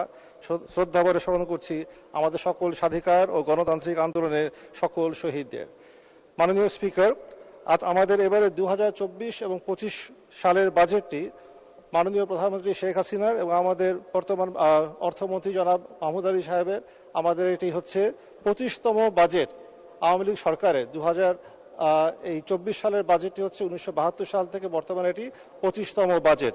মাননীয় প্রধানমন্ত্রী শেখ হাসিনা সরকারের কিন্তু এটি হচ্ছে কিন্তু পরপর এটি হচ্ছে আমাদের 21তম বাজেট, যেটি হচ্ছে 96 থেকে 2001 এবং 2009 থেকে এই 2024 সাল। বাজেট হচ্ছে এমন একটি বিষয়, কেবলমাত্র এটা ইনকাম স্টেটমেন্ট নয়, এখানে কিন্তু হচ্ছে আমাদের পয়েন্ট অফ প্রিন্সিপাল থাকে। আমাদের সরকারের যে নীতি, সরকারের যে আদর্শ, আমাদের ইলেকশন ম্যানিফেস্টোতে যা থাকে তারই কিন্তু প্রতিফলন ঘটে কিন্তু আমাদের এই বাজেটে। আমাদের বর্তমান যে বাজেট প্রণীত করা হয়েছে 24-25 সালে, এই বাজেটটি করা হয়েছে কিন্তু অত্যন্ত সুবিবেচনা থেকে। আমাদের বর্তমানে বৈশ্বিক পরিস্থিতি আছে, যে বৈশ্বিক পরিস্থিতি সারা পৃথিবীতে মোকাবেলা করছে, মাননীয় প্রধানমন্ত্রী শেখ হাসিনার যোগ্য এবং সুযোগ্য নেতৃত্বে আমরা যেভাবে মোকাবেলা করে আসতে পেরেছি। 2020 সালের আমাদের কোভিড মহামারী, 2022 সালে আমাদের রাশিয়া ইউক্রেন ওয়ার যুদ্ধ থেকে উদ্ভূত যে পরিস্থিতি, সেই পরিপ্রেক্ষিতে আমার নিজের মতে কিন্তু বর্তমান বাজেট আমাদের অবস্থার প্রেক্ষিতে কিন্তু যে মুদ্রাস্ফীতি নিয়ন্ত্রণ করার জন্য, আমাদের বিভিন্ন ঘাটতি অর্থায়ন করার জন্য যেসব পদক্ষেপ নেওয়া হয়েছে, অত্যন্ত কিন্তু সুবিবেচনা সব পদক্ষেপ নেওয়া হয়েছে। এখানে বলা উল্লেখযোগ্য যে আমাদের বাজেটটা কিন্তু নেওয়া হয়েছে কিন্তু একটি সংকোচনমূলক বাজেট, অর্থাৎ কন্ট্রাকশনারি মনিটারি পলিসি এখানে কিন্তু গ্রহণ করা হয়েছে, যেন আমরা মূল্যস্ফীতিকে যেন আমরা নিয়ন্ত্রণ করতে পারি। এই জন্য কিন্তু এর আগে যেমন আমাদের প্রতি বছর বাজেটে আমাদের বর্ধিত করা হতো প্রায় 10% হারে, এবারে কিন্তু করা হয়েছে কিন্তু 4.5% হারে, যার মাধ্যমে আমরা আমাদের মূল্যস্ফীতিকে আমরা নিয়ন্ত্রণে রাখতে পারবো। একইভাবে কিন্তু আমাদের আরো অনেকগুলো পদক্ষেপ নেওয়া হয়েছে এই বাজেটে, যেগুলো আমার কাছে মনে হচ্ছে অত্যন্ত গুরুত্বপূর্ণ। যেমন যদি বলি, আমাদের বরাদ্দ ক্ষেত্রে আমাদের যেসব কাজগুলো করা হয়েছে তার মধ্যে যেমন হচ্ছে যে মূল্যস্ফীতি নিয়ন্ত্রণকে গুরুত্ব দিয়ে সংযোজিত বাজেটের পাশাপাশি যে পদক্ষেপের মধ্যে নিত্য প্রয়োজনীয় পণ্যের অগ্রিম কর হার অর্ধেক করা হয়েছে বাজেটের অন্যতম একটা পজিটিভ দিক। যেমন চাল, ডাল, আমাদের আলু, পেঁয়াজ সহ 30টি নিত্যপণ্যের উপরে 2% বদলে 1% কিন্তু আমাদের করা হয়েছে। এর ফলে মূল্যস্ফীতিতে ভুগতে থাকা মানুষরা স্বস্তি পাবেন। একইভাবে কিন্তু আমরা দেখতে পাই আমাদের যে এডিপিতে কিন্তু এবারে প্রথমবারের মতো আমাদের শিক্ষা এবং স্বাস্থ্য খাত কিন্তু উঠে এসেছে কিন্তু সর্বোচ্চ 5টি খাতের মধ্যে। সেখানে আমরা দেখতে পাচ্ছি যে আমাদের স্বাস্থ্য খাতে বরাদ্দ কিন্তু বাড়ানো হয়েছে 9.1%, অর্থাৎ 41,407 কোটি টাকা করা হয়েছে, যা ছিল এর আগে আমাদের 38,051 কোটি টাকা। একইভাবে কিন্তু আমাদের সারা সামাজিক নিরাপত্তা বেষ্টনীর যে বলয়গুলো আছে সেখানে যে আমাদের যে ব্যয় করা হচ্ছে তাও কিন্তু বৃদ্ধি করা হয়েছে 10,000 কোটি টাকা। এছাড়া যেমন কর্পোরেটে আমাদের যে কর ছাড় করা হয়েছে, যেমন কর্পোরেট কর কমানো হয়েছে, আইসিটির সঙ্গে জড়িত 13টি খাতে কিন্তু আমাদের করা হয়েছে ক্যাশলেস করা হতে পারে এবং পরবর্তী 3 বছরের জন্য কিন্তু কর ছাড় দেওয়া হয়েছে, যা এ খাতের উদ্যোক্তাদেরকে স্বস্তি দিবে। এই কথাগুলো এই জন্য বলতে যাচ্ছি যে আমাদের মাননীয় অর্থমন্ত্রী মহোদয় মাননীয় প্রধানমন্ত্রীর দিক নির্দেশনায় যে বাজেট দিয়েছেন, যার মাধ্যমে আমরা মানুষকে স্বস্তি দিতে পারবো আমাদের মূল্যস্ফীতি নিয়ন্ত্রণ করার মাধ্যমে এবং আমাদের কর্মসংস্থান আমাদের বৃদ্ধি করার জন্য আমাদের কর্পোরেট হার কমানো হয়েছে। একইভাবে কিন্তু আমাদের ব্যক্তিগত যে আয়কর তাও কিন্তু 30% কিন্তু সিলিংয়ে দেওয়া হয়েছে। এখানে কিন্তু একটা জিনিস বলতেই হয় যে আমাদের যে ট্যাক্স টু জিডিপি রেশিও, কর এবং জিডিপির যে অনুপাত হার, তা বর্তমানে কিন্তু দক্ষিণ এশিয়ার মধ্যে অন্যতম কিন্তু আমাদের কম। আমাদের জিডিপি যে হারে বাড়ছে প্রতি বছরে এবং 2009 সাল থেকে দেখি বর্তমানে যা ছিল $60 বিলিয়ন, তা বর্তমানে হচ্ছে $450 বিলিয়ন অধিক। সেখানে কিন্তু আমাদের করের হার কিন্তু আরো বৃদ্ধি করা দরকার আমাদের ট্যাক্স নেট বৃদ্ধি করার মাধ্যমে, অর্থাৎ একই ব্যক্তি যারা ট্যাক্স দিচ্ছে তাদের উপরে না করে আরো আমাদের অনেক মানুষকে আমাদের কর জালের আওতায় কিন্তু আমাদের নিয়ে আসা কিন্তু প্রয়োজন। সেখানে কিন্তু আমাদের দেখতে হবে এটা যেন আমাদের পলিসিটা যেন রিগ্রেসিভ না হয়, অর্থাৎ যারা নিম্ন আয়ের মানুষ তাদের উপর যেন করের হার বেশি আমাদের না যায়। এটা করার জন্য কিন্তু আমাদের বর্তমানে যে আমাদের ভ্যাট পলিসি আছে, আমাদের অন্যান্য যে আমাদের সেলস ট্যাক্সগুলো আছে, এগুলো কিন্তু আমাদের সুসময় করা প্রয়োজন। সেখানেও কিন্তু আমরা দেখতে পাবো যে আমাদের অনেক জায়গাতে কিন্তু আছে, যেমন যে আমাদের অনেক জায়গাতে আছে যেমন প্যাকেজ ভ্যাট চালু করা আছে, সকল জায়গাতে কিন্তু সকল যে পয়েন্ট অফ সেলস আছে সব জায়গাতে কিন্তু আমাদের প্রয়োজন কিন্তু বিভিন্নভাবে আমাদের এই যাতে আমরা প্রত্যক্ষভাবে আমরা যেন ভ্যাট আমরা কালেকশন করতে পারি এবং সেটা যেটা সঠিক যেন পরিসংখ্যান আমাদের কাছে যেন থাকে। তো এখানে আমি মাননীয় স্পিকার আপনাকে জানাতে যাচ্ছি যে আমাদের অর্থমন্ত্রী মহোদয় বর্তমানে যে কনস্ট্রেন্টের মধ্যে যে কাজ করতে হচ্ছেন, সেখানে আমাদের IMF থেকে শুরু করে ওয়ার্ল্ড ব্যাংক থেকে শুরু করে আমাদের বিভিন্ন আন্তর্জাতিক সংস্থা যারা আছে তারা মাননীয় প্রধানমন্ত্রী শেখ হাসিনার সকল বিভিন্ন পদক্ষেপে তারা কিন্তু স্বাগত জানিয়েছে। তো বাংলাদেশ যে অর্থনীতির কিন্তু একটা সঠিক পথে আমরা আছি, আমার দৃঢ় বিশ্বাস যে এই বাজেট আমরা বাস্তবায়ন করতে পারলে আগামী 6 মাসের মধ্যে মাননীয় অর্থমন্ত্রী যে কথাগুলো বলেছেন যে আমাদের মূল্যস্ফীতি কিন্তু সহনীয় পর্যায়ে চলে আসবে এবং সেটা আসতে পারলেই আমরা কিন্তু আমাদের বিভিন্ন যে আমাদের উন্নয়নমূলক যে কাজগুলো আছে সেগুলো কিন্তু আমরা আরো কিন্তু আমরা অর্থবহ করতে পারবো। মাননীয় স্পিকার, আমার বক্তব্য শেষে খালে আমার এলাকায় 2-3টি কথা বলতে যাচ্ছি। আমি মাননীয় প্রধানমন্ত্রী শেখ হাসিনাকে আন্তরিক কৃতজ্ঞতা জানাচ্ছি আমাকে পরপর 3 বার মনোনয়ন দিয়ে যশোর সদরের মানুষের পক্ষে কথা বলার সুযোগ করে দেওয়ার জন্য।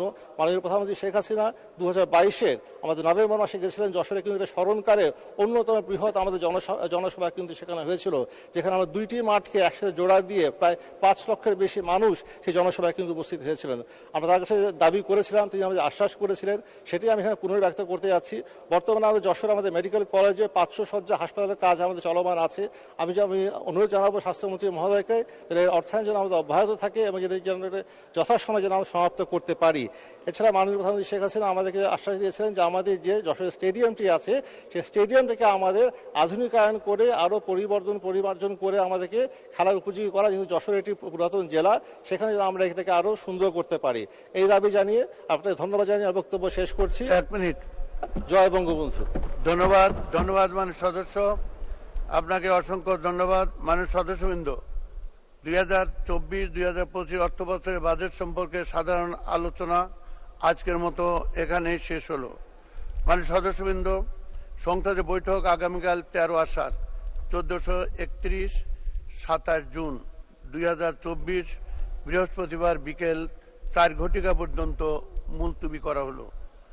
আপনাদের সহযোগিতার জন্য আন্তরিক ধন্যবাদ। জয় বাংলা, জয় বঙ্গবন্ধু। বাংলাদেশ চিরজীব হোক। আসসালামু আলাইকুম ওয়া রাহমাতুল্লাহি ওয়া বারাকাতুহু।